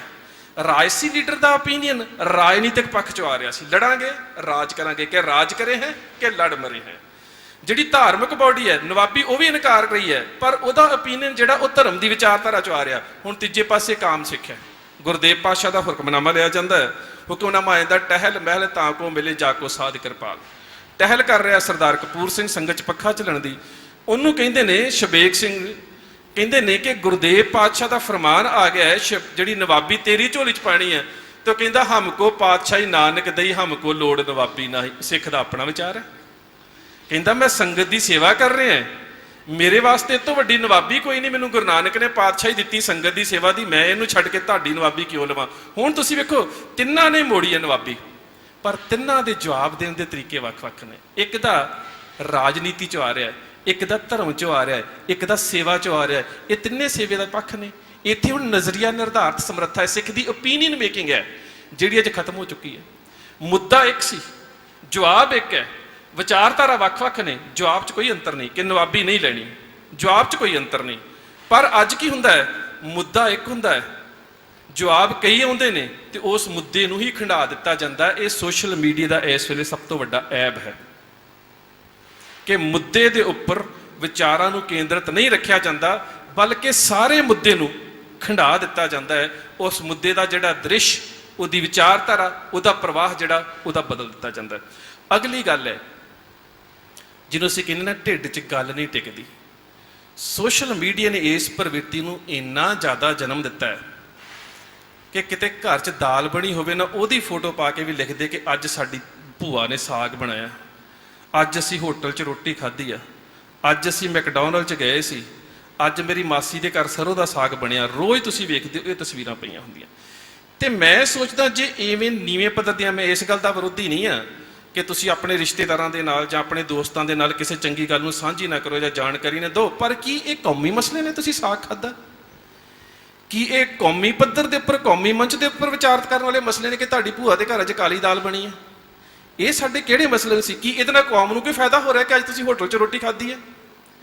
ਕੀ ਇਹਦੇ ਨਾਲ ਕੌਮ ਨੂੰ ਕੋਈ ਫਾਇਦਾ ਮਿਲ ਰਿਹਾ ਕਿ ਅੱਜ ਤੁਸੀਂ ਮੈਕਡੋਨਲਡ ਦੇ ਵਿੱਚ ਗਏ ਸੀ? ਨਹੀਂ, ਇਹ ਹੈ ਕਿ ਸਾਡੇ ਢਿੱਡ ਦੇ ਵਿੱਚ ਗੱਲ ਨਹੀਂ ਰਹਿ ਰਹੀ। ਉਹਦਾ ਕਾਰਨ ਕੀ ਸੀ? ਫੌਰੀ ਪ੍ਰਕਿਰਿਆ। ਜਿੱਥੋਂ ਮੈਂ ਗੱਲ ਸ਼ੁਰੂ ਕੀਤੀ ਸੀ ਨਾ, ਸ਼ਤਾਬੀ ਸ਼ਬਦ ਕਾਰੇ ਆਹਰ ਮਨਾ, ਸਾਡੇ ਅੰਦਰ ਗੱਲ ਟਿਕਣ ਦੀ ਪ੍ਰਵਿਰਤੀ, ਜਿਹਨੂੰ ਅਸੀਂ ਕਹਿੰਦੇ ਨਾ ਕਿ ਦਰਵੇਸ਼ਾਂ ਨੂੰ ਲੋੜੀਏ ਰੁੱਖਾਂ ਦੀ ਜਰਾਂਦ, ਉਹ ਜਿਹੜੀ ਜਰਾਂਦ ਸੀ ਉਹ ਮੁੱਕਦੀ ਜਾ ਰਹੀ ਹੈ। ਝੱਟ ਪ੍ਰਕਿਰਿਆ ਕਰਦੇ ਹਾਂ। ਮਾੜਾ ਜਿਹਾ ਸਾਨੂੰ ਕੁਝ ਕਵੇ ਸੀ, ਉਸੇ ਵੇਲੇ ਪੰਜਾਂ ਛਿਆਂ ਨੂੰ ਫੋਨ ਕਰਦੇ, ਫਲਾਣੇ ਨੇ ਮੈਨੂੰ ਕਿਹਾ, ਇਹਦੀ ਨਾ ਦੱਬ ਕੇ ਇੱਕ ਵਾਰੀ ਘੋੜੀ ਨਵਾ ਦਿਓ, ਇਹਨੂੰ ਇਹੋ ਜਿਹਾ ਜਵਾਬ ਦਿਓ ਕਿ ਦੁਬਾਰਾ ਮੇਰੇ ਖਿਲਾਫ ਕੋਈ ਕਮੈਂਟ ਨਾ ਕਰੇ। ਉਹਦਾ ਇੱਕੋ ਹੀ ਕਾਰਨ ਸੀ, ਕਿਉਂਕਿ ਸਾਡੇ ਅੰਦਰ ਜਰਾਂਦ, ਜਿਹੜੀ ਜਰਨ ਦੀ ਪ੍ਰਵਿਰਤੀ, ਉਹ ਖਤਮ ਹੋ ਗਈ ਹੈ। ਪਰ ਕੌਮ 'ਚ ਕਿੰਨੀ ਸੀ? ਜਿਸ ਵੇਲੇ ਜਮਰੌਦ ਦੇ ਕਿਲੇ ਨੂੰ ਘੇਰਾ ਪਿਆ, ਕੰਵਰ ਨੌ ਨਿਹਾਲ ਸਿੰਘ ਦਾ ਵਿਆਹ ਸੀ, ਤੇ ਦੋਸਤ ਮੁਹੰਮਦ ਖਾਨ ਨੂੰ ਪਤਾ ਸੀ ਕਿ ਸਾਰੀ ਫੌਜ ਜਿਹੜੀ ਹੈ ਉਹ ਲਾਹੌਰ ਦੇ ਵਿੱਚ ਤੇ ਅੰਮ੍ਰਿਤਸਰ ਦੇ ਵਿੱਚ ਮਹਾਰਾਜਾ ਰਣਜੀਤ ਸਿੰਘ ਦੇ ਪੋਤਰੇ ਦੇ ਵਿਆਹ ਦੇ ਵਿੱਚ ਰੁੱਝੀ ਹੋਈ ਹੈ। ਤੇ ਪਿਸ਼ਾਵਰ ਦੇ ਵਿੱਚ ਹਰੀ ਸਿੰਘ ਨਲੂਆ ਬੁਖਾਰ ਦੇ ਨਾਲ ਬਿਮਾਰ ਪਿਆ। ਜਮਰੌਦ ਦੇ ਕਿਲੇ 'ਚ 300-400 ਸਿੱਖ ਨੇ, ਤੇ ਜੇ ਹੁਣ ਵੀ ਜਮਰੌਦ ਦਾ ਕਿਲਾ ਸਾਡੇ ਕੋਲ ਨਾ ਲਿਆ ਗਿਆ ਤੇ ਫਿਰ ਇਹ ਤੋਂ ਵੱਡਾ ਮੌਕਾ ਤੇ ਜ਼ਿੰਦਗੀ 'ਚ ਕਦੀ ਨਹੀਂ ਮਿਲਣਾ। ਦੋਸਤ ਮੁਹੰਮਦ ਖਾਨ ਨੇ ਸੰਮੀ ਖਾਨ ਨੂੰ ਮੰਗਾ ਰਿਆ ਤੇ ਆਪਣੇ 5 ਪੁੱਤਰਾਂ ਨੂੰ ਖੜੇ ਕਰਕੇ ਕਹਿੰਦਾ, ਉਹ ਸੰਮੀ ਖਾਨ, ਉਹ ਇਸ ਕਿਲੇ ਦਾ ਮਾਲਕ ਹਰੀ ਸਿੰਘ ਨਲੂਆ ਬਿਮਾਰ ਪਿਆ ਜੇ, ਸਾਰੀ ਫੌਜ ਕੰਵਰ ਨੌ ਨਿਹਾਲ ਸਿੰਘ ਦੇ ਵਿਆਹ ਦੇ ਵਿੱਚ ਢੁੱਕੀ ਪਈ ਜੇ, ਉਹ ਜੇ ਅੱਜ ਵੀ ਤੁਹਾਡੇ ਕੋਲ ਜਮਰੌਦ ਫਤਿਹ ਨਾ ਹੋਇਆ ਤੇ ਇਹਦੇ ਤੋਂ ਵੱਡਾ ਮੌਕਾ ਨਹੀਂ ਜੇ ਮਿਲਣਾ। ਹਮਲਾ ਕਰ ਦਿੱਤਾ, ਸਿੱਖਾਂ ਨੇ ਮੁਕਾਬਲਾ ਕੀਤਾ। ਜਮਰੌਦ ਦੇ ਕਿਲੇ ਦੀ ਫਸੀਲ ਟੁੱਟ ਗਈ ਤੋਪਾਂ ਦੇ ਗੋਲਿਆਂ ਦੇ ਨਾਲ। ਸਿੱਖ ਸਾਰੀ ਰਾਤ ਰੇਤਾਂ ਦੀਆਂ ਤੇ ਮਿੱਟੀ ਦੇ ਜਿਹੜੇ ਸੀ ਬੋੜੇ ਤੇ ਤੋਰੇ ਭਰ ਭਰ ਕੇ ਆਪਣਾ ਕਿਸੇ ਤਰ੍ਹਾਂ ਬਚਾਅ ਕਰਦੇ ਰਹੇ। ਅੱਧੀ ਰਾਤ ਨੂੰ ਸਲਾਹ ਕੀਤੀ ਗਈ ਕਿ ਜਿੰਨਾ ਚਿਰ ਜਰਨੈਲ ਹਰੀ ਸਿੰਘ ਨਲੂਏ ਨੂੰ ਨਹੀਂ ਬੁਲਾਇਆ ਜਾਂਦਾ ਉਹਨਾਂ ਚਿਰ ਤੱਕ ਇਸ ਕਿਲੇ ਦੀ ਰੱਖਿਆ ਨਹੀਂ ਹੋ ਸਕਦੀ। ਤੇ ਜਮਰੌਦ ਜੇਕਰ ਹੱਥੋਂ ਚਲਾ ਗਿਆ ਤੇ ਸਮਝ ਲਿਓ ਕਿ ਅਟਕ ਤੋਂ ਹੋਣ ਵਾਲੇ ਹਮਲਿਆਂ ਦਾ ਫਿਰ ਦਰਵਾਜ਼ਾ ਖੁੱਲ ਗਿਆ। ਬੀਬੀ ਹਰਸ਼ਰਨ ਕੌਰ ਹਿੰਦੂ ਪਰਿਵਾਰ ਦੇ ਵਿੱਚੋਂ ਸੀ। ਬੋਈ ਦੇ ਪਠਾਣਾ ਨੇ ਡੋਲੀ ਲੁੱਟੀ ਸੀ। ਹਰੀ ਸਿੰਘ ਨਲੂਏ ਨੇ ਉਸ ਨੂੰ ਪਠਾਣਾ ਦੇ ਕੋਲੋਂ ਛਡਾਇਆ ਸੀ। ਜਦੋਂ ਹਿੰਦੂ ਪਰਿਵਾਰ ਨੂੰ ਵਾਪਸ ਕਰਨ ਲੱਗੇ ਤੇ ਹਿੰਦੂਆਂ ਨੇ ਨਾ ਕਰ ਦਿੱਤੀ ਸੀ, ਨਹੀਂ ਪਠਾਣਾ ਦੇ ਨਾਲ ਰਹਿ ਆਈਏ, ਹੁਣ ਤੇ ਪਿੱਟੀ ਗਈ ਹੈ। ਤੇ ਉਹਨੇ ਵੀ ਕਿਹਾ ਸੀ ਕਿ ਇਹ ਨਮਰਦ ਲੋਕ ਜੇ ਮੇਰੀ ਇੱਜ਼ਤ ਦੀ ਰੱਖਿਆ ਨਹੀਂ ਕਰ ਸਕਦੇ ਤੇ ਮੈਂ ਵੀ ਇਹਨਾਂ ਦੇ ਨਾਲ ਨਹੀਂ ਜਾਣਾ, ਮੈਂ ਤੇਰੀ ਧੀ ਬਣ ਕੇ ਰਵਾਂਗੇ। ਹਰੀ ਸਿੰਘ ਨਲੂਏ ਦੇ ਕੋਲ ਹੀ ਰਹੀ ਬੀਬੀ ਹਰਸ਼ਰਨ ਕੌਰ। ਬੀਬੀ ਹਰਸ਼ਰਨ ਕੌਰ ਇੱਕ ਸਾਂਢਣੀ ਦੇ ਉੱਪਰ ਸਵਾਰ ਹੋ ਕੇ ਨਿਕਲੀ ਹਰੀ ਸਿੰਘ ਨਲੂਏ ਦੇ ਵੱਲ। ਨਤੀਜਾ ਜਾਂ ਮਕਸਦ ਇਹ ਮਿੱਥਿਆ ਗਿਆ ਕਿ ਜਦੋਂ ਮੈਂ ਉੱਥੇ ਪਹੁੰਚਾਂਗੀ ਇੱਕ ਤੋਪ ਦਾ ਗੋਲਾ ਦਾਗਿਆ ਜਾਵੇਗਾ, ਤੁਹਾਨੂੰ ਖਬਰ ਹੋ ਜਾਵੇਗੀ ਕਿ ਜਦੋਂ ਤੋਪ ਚੱਲਣ ਦੀ ਆਵਾਜ਼ ਆਵੇਗੀ ਕਿ ਮੈਂ ਉੱਥੇ ਪਹੁੰਚ ਗਈ ਹਾਂ, ਤੇ ਜੇ ਤੋਪ ਦਾ ਗੋਲਾ ਨਾ ਚੱਲਿਆ ਸਮਝੋ ਮੈਂ ਵੀ ਦੁਸ਼ਮਣ ਦੇ ਘੇਰੇ ਚੋਂ ਨਿਕਲਦੀ ਮਾਰੀ ਗਈ ਹਾਂ। ਰਾਤ ਬੀਬੀ ਨਿਕਲੀ, ਹਰੀ ਸਿੰਘ ਨਲੂਏ ਤੜਕੇ ਪਹੁੰਚ ਗਈ, ਤੋਪ ਦਾ ਗੋਲਾ ਚਲਾਇਆ। ਅੰਦਰ ਸਰਦਾਰ ਮਾਹ ਸਿੰਘ ਹੁਣਾਂ ਨੂੰ ਪਤਾ ਲੱਗਿਆ ਕਿ ਬੀਬੀ ਪਹੁੰਚ ਗਈ ਹੈ, ਤੋਪ ਗੋਲਾ ਚੱਲਣ ਦੀ ਆਵਾਜ਼ ਆ ਗਈ ਹੈ। ਹਰੀ ਸਿੰਘ ਨਲੂਏ ਨੂੰ ਜਾ ਕੇ ਚਿੱਠੀ ਦਿੱਤੀ, ਕਿਲੇ ਦੀ ਫਸੀਲ ਟੁੱਟ ਚੁੱਕੀ ਹੈ। 12 ਤੋਂ 20,000 ਤੱਕ ਗਲਜ਼ੀਆ ਜਿਹੜਾ ਹੈ ਉਹਨੇ ਸਾਰੇ ਕਿਲੇ ਨੂੰ ਪਠਾਣਾ ਨੇ ਘੇਰਿਆ ਹੋਇਆ। ਸਿੱਖ ਸ਼ਹੀਦ ਹੋ ਚੁੱਕੇ ਨੇ, ਜੇਕਰ ਜਰਨੈਲਾ ਤੂੰ ਨਾ ਆਇਆ ਤੇ ਇਹ ਕਿਲਾ ਸਾਡੇ ਹੱਥੋਂ ਚਲਾ ਜਾਣਾ। ਬਜ਼ੁਰਗ ਮਾਫ ਕਰਨਾ ਬਿਮਾਰ ਜਰਨੈਲ ਉੱਠਿਆ, ਘੋੜੇ ਤੇ ਸਵਾਰ ਹੋਇਆ, ਜਮਰੌਦ ਦੇ ਕਿਲੇ ਨੂੰ ਜਿੰਨੇ ਕੁ ਅੰਗ ਰੱਖਕ ਸੀ ਲੈ ਕੇ ਤੁਰ ਪਿਆ। ਇੱਧਰੋਂ ਜਦੋਂ ਦੋਸਤ ਮੁਹੰਮਦ ਖਾਨ ਤੇ ਸੰਮੀ ਖਾਨ ਨੂੰ ਪਤਾ ਲੱਗਿਆ ਕਿ ਹਰੀ ਸਿੰਘ ਨਲੂਆ ਆ ਗਿਆ, ਸੱਚ ਜਾਣਿਓ ਪੈਰ ਉਖੜ ਗਏ। ਐਸੀ ਗਹਿ ਗੱਚ ਲੜਾਈ ਹੋਈ ਕਿ ਇੰਨੀ ਥੋੜੀ ਸਿੱਖ ਫੌਜ ਦੇ ਹੁੰਦਿਆਂ ਪਠਾਨ ਜਿਹੜੇ ਸੀ ਅੱਗੇ ਲੱਗ ਕੇ ਭੱਜ ਗਏ। ਪਠਾਣਾ ਦਾ ਪਿੱਛਾ ਕਰਦਾ ਹਰੀ ਸਿੰਘ ਨਲੂਆ ਪਿੱਛੇ ਗਿਆ। ਇੱਕ ਗੁਫਾ ਦੇ ਵਿੱਚੋਂ ਕਰਾਬੀਨ ਦੀਆਂ ਗੋਲੀਆਂ ਲੱਗੀਆਂ। ਕੁਝ ਇਤਿਹਾਸਕਾਰ ਕਹਿੰਦੇ ਨੇ ਕਿ ਗੋਲੀਆਂ ਸਾਹਮਣੇੋਂ ਨਹੀਂ ਲੱਗੀਆਂ, ਗੋਲੀਆਂ ਪਿੱਠ ਵਾਲੇ ਪਾਸਿਓਂ ਲੱਗੀਆਂ। ਇਸੇ ਕਰਕੇ ਨਵੀਂ ਇਤਿਹਾਸਕਾਰੀ ਦੇ ਸਰੋਤਾਂ 'ਚ ਸ਼ੱਕ ਕੀਤਾ ਜਾਂਦਾ ਹੈ ਕਿ ਹਰੀ ਸਿੰਘ ਨਲੂਏ ਨੂੰ ਪਿਛਲੇ ਪਾਸਿਓਂ ਡੋਗਰਿਆਂ ਨੇ ਗੋਲੀਆਂ ਮਰਵਾਈਆਂ ਸੀ, ਕਿਉਂਕਿ ਡੋਗਰੇ ਚਾਹੁੰਦੇ ਸੀ ਹਰੀ ਸਿੰਘ ਨਲੂਆ ਖਤਮ ਹੋ ਚੁੱਕੇ। ਜੇਕਰ ਸਾਹਮਣੇ ਤੋਂ ਚੱਲੀਆਂ ਹੁੰਦੀਆਂ ਗੋਲੀਆਂ ਛਾਤੀ 'ਚ ਲੱਗਣੀਆਂ ਸੀ। ਨਵੇਂ ਸਰੋਤਾਂ ਦੇ 'ਚ ਇਹ ਗੱਲ ਬੜੀ ਖੁੱਲ੍ਹ ਕੇ ਸਾਹਮਣੇ ਆ ਰਹੀ ਹੈ। ਅਗਲੇ ਸਮੇਂ ਦੇ ਵਿੱਚ ਕਿਤੇ ਇਸ ਖੋਜ ਦੇ ਉੱਪਰ ਹੋਰ ਪੱਤਰ ਮਿਲੇ ਜ਼ਰੂਰ ਸੰਗਤ ਨਾਲ ਸਾਂਝੇ ਕਰਾਂਗੇ। ਹਰੀ ਸਿੰਘ ਨਲੂਆ ਜ਼ਖਮੀ ਹੋਇਆ, ਕਿਲੇ 'ਚ ਲਿਆਂਦਾ ਗਿਆ। ਹੁਣ ਹਰੀ ਸਿੰਘ ਨਲੂਏ ਦੇ ਬਾਰੇ ਪਠਾਣਾ ਨੂੰ ਪਤਾ ਹੈ ਕਿ ਜਿੰਨਾ ਚਿਰ ਉਹ ਜਰਨੈਲ ਜਿਉਂਦਾ ਹੈ ਅਸੀਂ ਕਿਲੇ ਤੇ ਕਬਜ਼ਾ ਨਹੀਂ ਕਰ ਸਕਦੇ, ਤੇ ਜੇ ਕਿਤੇ ਉਹਦੀ ਮੌਤ ਹੋ ਗਈ ਫਿਰ ਜਮਰੌਦ ਦੇ ਕਿਲੇ ਨੂੰ ਸਾਡੇ ਤੋਂ ਕੋਈ ਬਚਾ ਨਹੀਂ ਸਕਦਾ। ਹੁਣ ਅੰਦਰ ਜਰਨੈਲ ਨੂੰ ਪਤਾ ਹੈ ਕਿ ਜਿੰਨਾ ਚਿਰ ਮੈਂ ਜਿਉਂਦਾ ਹੈ ਉਹ ਕਿਲੇ ਵੱਲ ਤੱਕ ਨਹੀਂ ਸਕਦੇ, ਤੇ ਜੇ ਉਹਨਾਂ ਨੂੰ ਇਹ ਪਤਾ ਲੱਗ ਗਿਆ ਮੇਰੀ ਮੌਤ ਹੋ ਗਈ ਹੈ ਤੇ ਇਹ ਕਿਲਾ ਕਦੀ ਵੀ ਸਿੱਖਾਂ ਦੇ ਕੋਲ ਨਹੀਂ ਰਹੇਗਾ। ਹਰੀ ਸਿੰਘ ਮਾਹ ਸਿੰਘ ਨੂੰ ਕਹਿੰਦਾ ਮਾਹ ਸਿੰਘ ਮੇਰਾ ਅੰਤਮ ਸਮਾਂ, ਮੈਂ ਹੁਣ ਬਚ ਨਹੀਂ ਸਕਦਾ, ਪਰ ਮੇਰੀ ਮੌਤ ਦੀ ਖਬਰ ਬਾਹਰ ਨਹੀਂ ਜਾਣੀ ਚਾਹੀਦੀ। ਕੌਮ ਦਾ ਜਰਨੈਲ ਸ਼ਹੀਦ ਹੋ ਗਿਆ, ਉਹਦਾ ਪੇਟ ਚਾਕ ਕੱਢ ਕੇ ਉਹਦੇ ਸਰੀਰ ਦੇ ਅੰਗ ਕੱਢੇ ਗਏ। ਅੰਦਰ ਉਸ ਸਮੇਂ ਦੀਆਂ ਕੁਝ ਤੇਲ ਤੇ ਦਵਾਈਆਂ ਰੱਖੀਆਂ ਗਈਆਂ ਕਿ ਲਾਸ਼ ਖਰਾਬ ਨਾ ਹੋਵੇ। ਦੁਬਾਰਾ ਲਾਸ਼ ਨੂੰ ਸੀਤਾ ਗਿਆ, ਉਹਦੇ ਬਸਤਰ ਪਵਾਏ ਗਏ। ਇੱਕ ਘੋੜੇ ਤੇ ਉੱਪਰ ਲਾਸ਼ ਨੂੰ ਬੰਨ੍ਹ ਕੇ ਸਾਰੇ ਕਿਲੇ ਦਾ ਫੇੜਾ ਕਢਾਇਆ ਗਿਆ। ਪਠਾਨ ਲਾਗੇ ਨਹੀਂ ਆਏ। ਉਧਰ ਰਣਜੀਤ ਸਿੰਘ ਨੂੰ ਸੂਚਨਾ ਦਿੱਤੀ ਗਈ। ਸੱਚ ਜਾਣਿਓ ਜਦੋਂ ਤੱਕ ਰਣਜੀਤ ਸਿੰਘ ਦੀ ਫੌਜ ਨਹੀਂ ਆ ਗਈ, ਸੰਮੀ ਖਾਨ ਤੇ ਦੋਸਤ ਮੁਹੰਮਦ ਖਾਨ ਨੂੰ ਭਜਾ ਨਹੀਂ ਦਿੱਤਾ, ਉਹਨਾਂ ਚਿਰ ਤੱਕ ਸਿੱਖ ਫੌਜਾਂ ਨੇ ਹਰੀ ਸਿੰਘ ਨਲੂਏ ਦੀ ਸ਼ਹਾਦਤ ਦੀ ਖਬਰ ਨੂੰ ਬਾਹਰ ਨਹੀਂ ਕੱਢਿਆ। ਇੰਨੀ ਜਰਾਂਦ ਸੀ। ਅੱਜ ਇਹ ਚੀਜ਼ਾਂ ਬਿਲਕੁਲ ਖਤਮ ਹੁੰਦੀਆਂ ਜਾ ਰਹੀਆਂ ਨੇ। ਸੋ ਸੋਸ਼ਲ ਮੀਡੀਆ ਇੱਕ ਵਰ ਹੈ ਜੇਕਰ ਇਸ ਦੀ ਵਰਤੋਂ ਚੰਗੀ ਤਰ੍ਹਾਂ ਦੇ ਨਾਲ ਕੀਤੀ ਜਾਵੇ, ਪਰ ਸਰਾਪ ਹੈ ਸਾਡੇ ਵਾਸਤੇ ਜੇਕਰ ਅਸੀਂ ਇਸ ਦੀ ਦੁਰਵਰਤੋਂ ਨਾ ਛੱਡੀ। ਕੋਈ ਵੀ ਧਰਮ ਦੇ ਬਾਰੇ, ਇਤਿਹਾਸ ਦੇ ਬਾਰੇ ਕੋਈ ਵੀ ਚਰਚਾ ਚੱਲਦੀ ਹੈ ਤਾਂ ਮਾਫ ਕਰਨਾ ਅੱਜ ਸਾਡੇ ਸਾਹਮਣੇ ਇੱਕੋ ਹੀ ਸਾਧਨ ਰਹਿ ਗਿਆ ਕਿ ਅਸੀਂ ਵਿਕੀਪੀਡੀਆ ਤੇ ਹਵਾਲੇ ਲੈਂਦੇ ਹਾਂ ਤੇ ਉਸ ਨੂੰ ਅੱਗੇ ਪ੍ਰਵਾਹਿਤ ਕਰ ਦਿੰਦੇ ਹਾਂ ਜਾਂ ਪ੍ਰਕਾਸ਼ਿਤ ਕਰ ਦਿੰਦੇ ਹਾਂ। ਅੱਜ ਅਮਰੀਕਾ ਦੀਆਂ ਕਈ ਯੂਨੀਵਰਸਿਟੀਆਂ ਨੇ ਬੱਚਿਆਂ ਨੂੰ ਕਹਿ ਦਿੱਤਾ ਹੈ ਕਿ ਤੁਸੀਂ ਆਪਣੇ ਥੀਸਿਸ ਦੇ ਵਿੱਚ ਵਿਕੀਪੀਡੀਆ ਦੇ ਹਵਾਲੇ ਨਹੀਂ ਦੇਣੇ, ਕਿਉਂਕਿ ਜਿਹੜਾ ਮਰਜ਼ੀ ਆਪਣੀ ਮਰਜ਼ੀ ਨਾਲ ਜਿਹੜੀ ਮਰਜ਼ੀ ਜਾਣਕਾਰੀ ਅਪਲੋਡ ਕਰ ਸਕਦਾ। ਤੁਹਾਡੇ ਸਾਹਮਣੇ ਮੈਂ ਮਿਸਾਲ ਦਿੱਤੀ ਹੈ ਕਿ ਸ਼ਬੀਲ ਦਾ ਮਿਥਿਹਾਸ ਜਿਹੜਾ ਸੀ ਇਤਿਹਾਸ ਬਣਾ ਕੇ ਅਪਲੋਡ ਕਰ ਦਿੱਤਾ ਹੈ। ਤੁਹਾਨੂੰ ਪਤਾ ਨਹੀਂ ਹੁਣ ਕਿੰਨੇ ਸਾਲ ਲੱਗ ਜਾਣਗੇ ਉਸ ਨੂੰ ਸੋਸ਼ਲ ਮੀਡੀਆ ਦੇ ਵਿੱਚੋਂ ਰਿਮੂਵ ਕਰਦਿਆਂ। ਸੋ ਸਾਡਾ ਸਾਰਿਆਂ ਦਾ ਫਰਜ਼ ਹੈ ਕਿ ਅਸੀਂ ਇਸ ਸਮਾਜਿਕ ਮਾਧਿਅਮ ਦੇ ਦੁਰਪ੍ਰਭਾਵ ਤੋਂ ਬਚੀਏ। ਆਪਣੇ ਆਪ ਦੇ ਵਿੱਚ ਇੱਕ ਨਵੀਂ ਕਿਸਮ ਦਾ ਅੱਜ ਇਹ ਸੈਮੀਨਾਰ ਸੀਗਾ, ਕਿਉਂਕਿ ਅੱਜ ਨੌਜਵਾਨਾਂ ਦੀ ਮਾਨਸਿਕਤਾ ਦੇ ਉੱਪਰ ਇਸ ਦਾ ਬੜਾ ਪ੍ਰਭਾਵ ਪੈ ਰਿਹਾ, ਪਰ ਇਹ ਪ੍ਰਭਾਵ ਦੁਰਪ੍ਰਭਾਵ ਨਾ ਬਣ ਜਾਵੇ, ਇਸ ਨੂੰ ਬਚਾਉਣ ਵਾਸਤੇ ਲੋੜ ਹੈ ਇਹਦੀ ਸਹਿਯੋਗ ਵਰਤੋਂ ਕੀਤੀ ਜਾਵੇ। ਉਹਦੇ ਵਾਸਤੇ ਸਰਦਾਰ ਤਰਲੋਚਨ ਸਿੰਘ ਨੇ, ਸਰਦਾਰ ਬਿਜਮੇਹਰ ਸਿੰਘ ਨੇ, ਅਸੀਂ 2 ਮੀਟਿੰਗਸ ਵੀ ਕੀਤੀਆਂ ਸੀ ਤੇ ਪਰਮਪਾਲ ਸਿੰਘ ਉਹਨਾਂ ਦੇ ਨਾਲ ਵੀ ਮੇਰੀ ਮੀਟਿੰਗ ਹੋਈ ਸੀ। ਕੱਲ ਸਾਗਾ ਰਿਕਾਰਡਸ ਵਾਲਿਆਂ ਦੇ ਨਾਲ ਵੀ ਮੀਟਿੰਗ ਹੋਈ ਤੇ ਸਿੱਖ ਚੈਨਲ ਆ ਆਲਰੇਡੀ ਸਾਨੂੰ ਬਹੁਤ ਸਪੋਰਟ ਕਰਦਾ ਇੰਗਲੈਂਡ ਦੇ ਵਿੱਚ, ਤੇ ਸਾਡਾ ਇਹੀ ਆ ਜਾ ਕੇ ਕਹਿ ਸਕਦੇ ਹੋ ਕਿ ਇੱਕ ਪਲਾਨ ਬਣਿਆ ਸੀ, ਯੋਜਨਾ ਬਣੀ ਸੀ ਕਿ ਅਸੀਂ ਇੱਕ ਆਪਣਾ ਵੈਬ ਚੈਨਲ ਬਹੁਤ ਜਲਦੀ ਇਤਿਹਾਸ ਟੀਵੀ ਸ਼ੁਰੂ ਕਰਾਂਗੇ। ਇਹ ਨਹੀਂ ਹੈ ਕਿ ਅਸੀਂ ਉਹਦੇ 'ਚ ਆਪਣੇ ਪ੍ਰੋਗਰਾਮ ਦੇਵਾਂਗੇ, ਬਲਕਿ ਜਿਹੜੇ ਵੀ ਚੈਨਲਾਂ ਨੂੰ ਉਹ ਮਿਆਰੀ ਇਤਿਹਾਸ ਦੇ ਪ੍ਰੋਗਰਾਮ ਚਾਹੀਦੇ ਹੋਣਗੇ ਉਹ ਦਿੱਤੇ ਜਾਣਗੇ। ਪਰ ਸਾਡੇ ਚੈਨਲ ਦਾ ਨਿਸ਼ਾਨਾ ਕੇਵਲ ਤੇ ਕੇਵਲ ਇੰਨਾ ਹੋਵੇਗਾ ਕਿ ਅਸੀਂ ਸਿੱਕੇਬੰਦ ਜਾਣਕਾਰੀ ਜਿਹੜੀ ਹੈ ਉਹ ਕੌਮ ਨੂੰ ਸੋਸ਼ਲ ਮੀਡੀਆ ਦੇ ਰਾਹੀਂ ਦੇ ਸਕੀਏ। ਉਸ ਦੇ ਨਾਲ ਸਾਡੀ ਸੰਸਥਾ ਦੇ ਨਾਲ ਕਿਸੇ ਨੇ ਵੀ ਜੁੜਨਾ ਹੋਵੇ, ਇੱਥੇ ਸਰਦਾਰ ਤਰਲੋਚਨ ਸਿੰਘ ਨੇ, ਸਰਦਾਰ ਬ੍ਰਿਜਮੋਹਨ ਸਿੰਘ ਨੇ, ਇਹਨਾਂ ਦੇ ਨਾਲ ਸੰਪਰਕ ਕਰ ਸਕਦਾ ਹੈ। ਸੋ ਇੰਨੀਆਂ ਕੁ ਬੇਨਤੀਆਂ ਪ੍ਰਵਾਨ। ਸੰਸਥਾ ਇਤਿਹਾਸ ਦੇ ਸੱਦੇ ਦੇ ਉੱਪਰ ਸਰਦਾਰ ਹਰਪਾਲ ਸਿੰਘ ਹੋਣਾ ਨੇ, ਪਰਮਪਾਲ ਸਿੰਘ ਹੋਣਾ ਨੇ ਸੰਗਤ ਦੇ ਨਾਲ ਵਿਚਾਰ ਸਾਂਝੇ ਕੀਤੇ ਨੇ। ਦੋਹਾਂ ਵੀਰਾਂ ਦਾ ਬਹੁਤ ਬਹੁਤ ਧੰਨਵਾਦ। ਆਓ ਇੱਕ ਵਾਰੀ ਫਿਰ ਫਤਿਹ ਦੀ ਸਾਂਝ ਪਾਈਏ, ਗੱਜ ਕੇ ਆਖਿਓ ਜੀ ਵਾਹਿਗੁਰੂ ਜੀ ਕਾ ਖਾਲਸਾ, ਵਾਹਿਗੁਰੂ ਜੀ ਕੀ ਫਤਿਹ।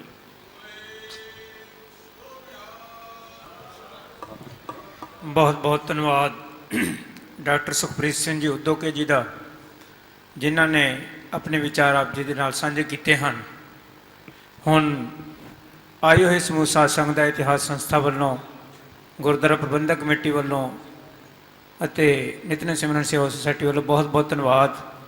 ਹੁਣ ਆਨੰਦ ਸਾਹਿਬ ਦਾ ਪਾਠ ਹੋਵੇਗਾ। ਗੁਰੂ ਸਾਹਿਬ ਜੀ ਆਪਣੇ ਨਿਜ ਆਸਨ ਸਥਾਨ 'ਤੇ ਬਿਰਾਜਮਾਨ ਹੋਣਗੇ। ਉਸ ਤੋਂ ਉਪਰੰਤ ਆਪ ਸਮੂਹ ਸਾਧ ਸੰਗਤ ਨੇ ਗੁਰੂ ਘਰ ਦੀਆਂ ਖੁਸ਼ੀਆਂ ਲੈ ਕੇ ਜਾਣ ਦੀ ਕਿਰਪਾਲਤਾ ਕਰਨੀ।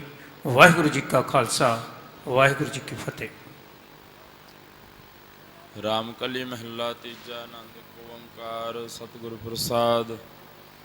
ਆਨੰਦ ਭਇਆ ਮੇਰੀ ਮਾਏ, ਸਤਿਗੁਰੂ ਮੈਂ ਪਾਇਆ, ਸਤਿਗੁਰ ਤਾਂ ਪਾਇਆ ਸਹਿਜ ਸੇਤੀ ਮਨ ਵਜੀਆਂ ਵਧਾਈਆਂ। ਰਾਗ ਰਤਨ ਪ੍ਰਵਾਰ ਪਰੀਆਂ ਸ਼ਬਦ ਗਾ ਬਣਾਈਆਂ, ਸ਼ਬਦੋ ਤਾਂ ਗਾਵੋ ਹਰੀ ਕੇਰਾ ਮਨ ਜਿਨੀ ਵਸਾਇਆ। ਕਹਿ ਨਾਨਕ ਆਨੰਦ ਹੋਵਾ ਸਤਿਗੁਰੂ ਮੈਂ ਪਾਇਆ। ਏ ਮਨ ਮੇਰਿਆ ਤੂੰ ਸਦਾ ਰਹੋ ਹਰ ਨਾਲੇ, ਹਰ ਨਾਲ ਰਹੋ ਤੂੰ ਮਨ ਮੇਰੇ, ਦੁਖ ਸਭ ਵਿਸਾਰਣਾ। ਅੰਗੀਕਾਰ ਉਹ ਕਰੇ ਤੇਰਾ ਕਾਰ ਸਭ ਸਵਾਰਣਾ। ਸਭਨਾ ਗਲਾਂ ਸਮਰੱਥ ਸੁਆਮੀ ਸੋ ਕਿਉ ਮਨੋ ਵਿਸਾਰੇ। ਕਹਿ ਨਾਨਕ ਮਨ ਮੇਰੇ ਸਦਾ ਰਹੋ ਹਰ ਨਾਲੇ। ਸਾਚੇ ਸਾਹਿਬਾ ਕਿਆ ਨਾਹੀ ਘਰ ਤੇਰਾ, ਘਰ ਤਾਂ ਤੇਰਾ ਸਭ ਕਿਛ ਹੈ। ਜਿਸ ਦੇਹ ਸੋ ਪਾਵੇ ਸਦਾ ਸਿਫਤ ਸਲਾਹ ਤੇਰੀ, ਨਾਮ ਮਨ ਵਸਾਵੇ। ਨਾਮ ਜਿਨ ਕੈ ਮਨ ਵਸਿਆ ਵਾਜੇ ਸ਼ਬਦ ਕਨੇਰੇ। ਕਹਿ ਨਾਨਕ ਸੱਚੇ ਸਾਹਿਬ ਕਿਆ ਨਾਹੀ ਘਰ ਤੇਰਾ। ਸਾਚਾ ਨਾਮ ਮੇਰਾ ਆਧਾਰੋ, ਸਾਚ ਨਾਮ ਆਧਾਰ ਮੇਰਾ। ਜਿਨ ਭੁੱਖਾਂ ਸਭ ਗਵਾਈਆਂ, ਕਰ ਸ਼ਾਂਤ ਸੁਖ ਮਨੈ ਵਸਿਆ। ਜਿਨ ਇੱਛਾ ਸਭ ਪੁਜਾਈਆਂ, ਸਦਾ ਕੁਰਬਾਨ ਕੀਤਾ ਗੁਰ ਵਿਟੋ। ਜਿਸ ਦੀਆਂ ਇਹ ਵਡਿਆਈਆਂ, ਕਹਿ ਨਾਨਕ ਸੁਣੋ ਸੰਤੋ ਸ਼ਬਦ ਧਰੋ ਪਿਆਰੋ। ਸਾਚਾ ਨਾਮ ਮੇਰਾ ਆਧਾਰੋ, ਵਾਜੇ ਪੰਜ ਸ਼ਬਦ ਤਿਤ ਘਰ ਸੁਭਾਗੈ। ਘਰ ਸੁਭਾਗੈ ਸ਼ਬਦ ਵਾਜੇ, ਕਲਾ ਜਿਤ ਕਰ ਧਾਰੀਆ।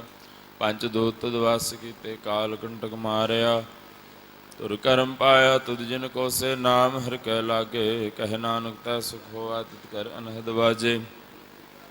ਆਨੰਦ ਸੁਣੋ ਬੜ ਭਾਗਿਓ, ਸਗਲ ਮਨੋਰਥ ਪੂਰੇ। ਪਾਰ ਬ੍ਰਹਮ ਪ੍ਰਭ ਪਾਇਆ, ਉਤਰੇ ਸਗਲ ਵਿਸੂਰੇ। ਦੁਖ ਰੋਗ ਸੰਤਾਪ ਉਤਰੇ, ਸੁਣੀ ਸੱਚੀ ਬਾਣੀ। ਸੰਤ ਸਾਜਨ ਭਏ ਸਰਸੇ, ਪੂਰੇ ਗੁਰ ਤੇ ਜਾਣੀ। ਸੁਣਤੇ ਪੁਨੀਤ ਕਹਤੇ ਪਵਿੱਤ, ਸਤਿਗੁਰ ਰਹਾ ਭਰਪੂਰੇ। ਬਿਨਵੰਤ ਨਾਨਕ ਗੁਰ ਚਰਨ ਲਾਗੇ, ਵਾਜੇ ਅਨਹਦ ਤੂਰੇ। ਸਲੋਕ ਪਵਨ ਗੁਰੂ ਪਾਣੀ ਪਿਤਾ, ਮਾਤਾ ਧਰਤ ਮਹਤ। ਦਿਵਸ ਰਾਤ ਦੋਇ ਦਾਈ, ਦਾਇਆ ਖੇਲੇ ਸਗਲ ਜਗਤ। ਚੰਗਿਆਈਆਂ ਬੁਰਿਆਈਆਂ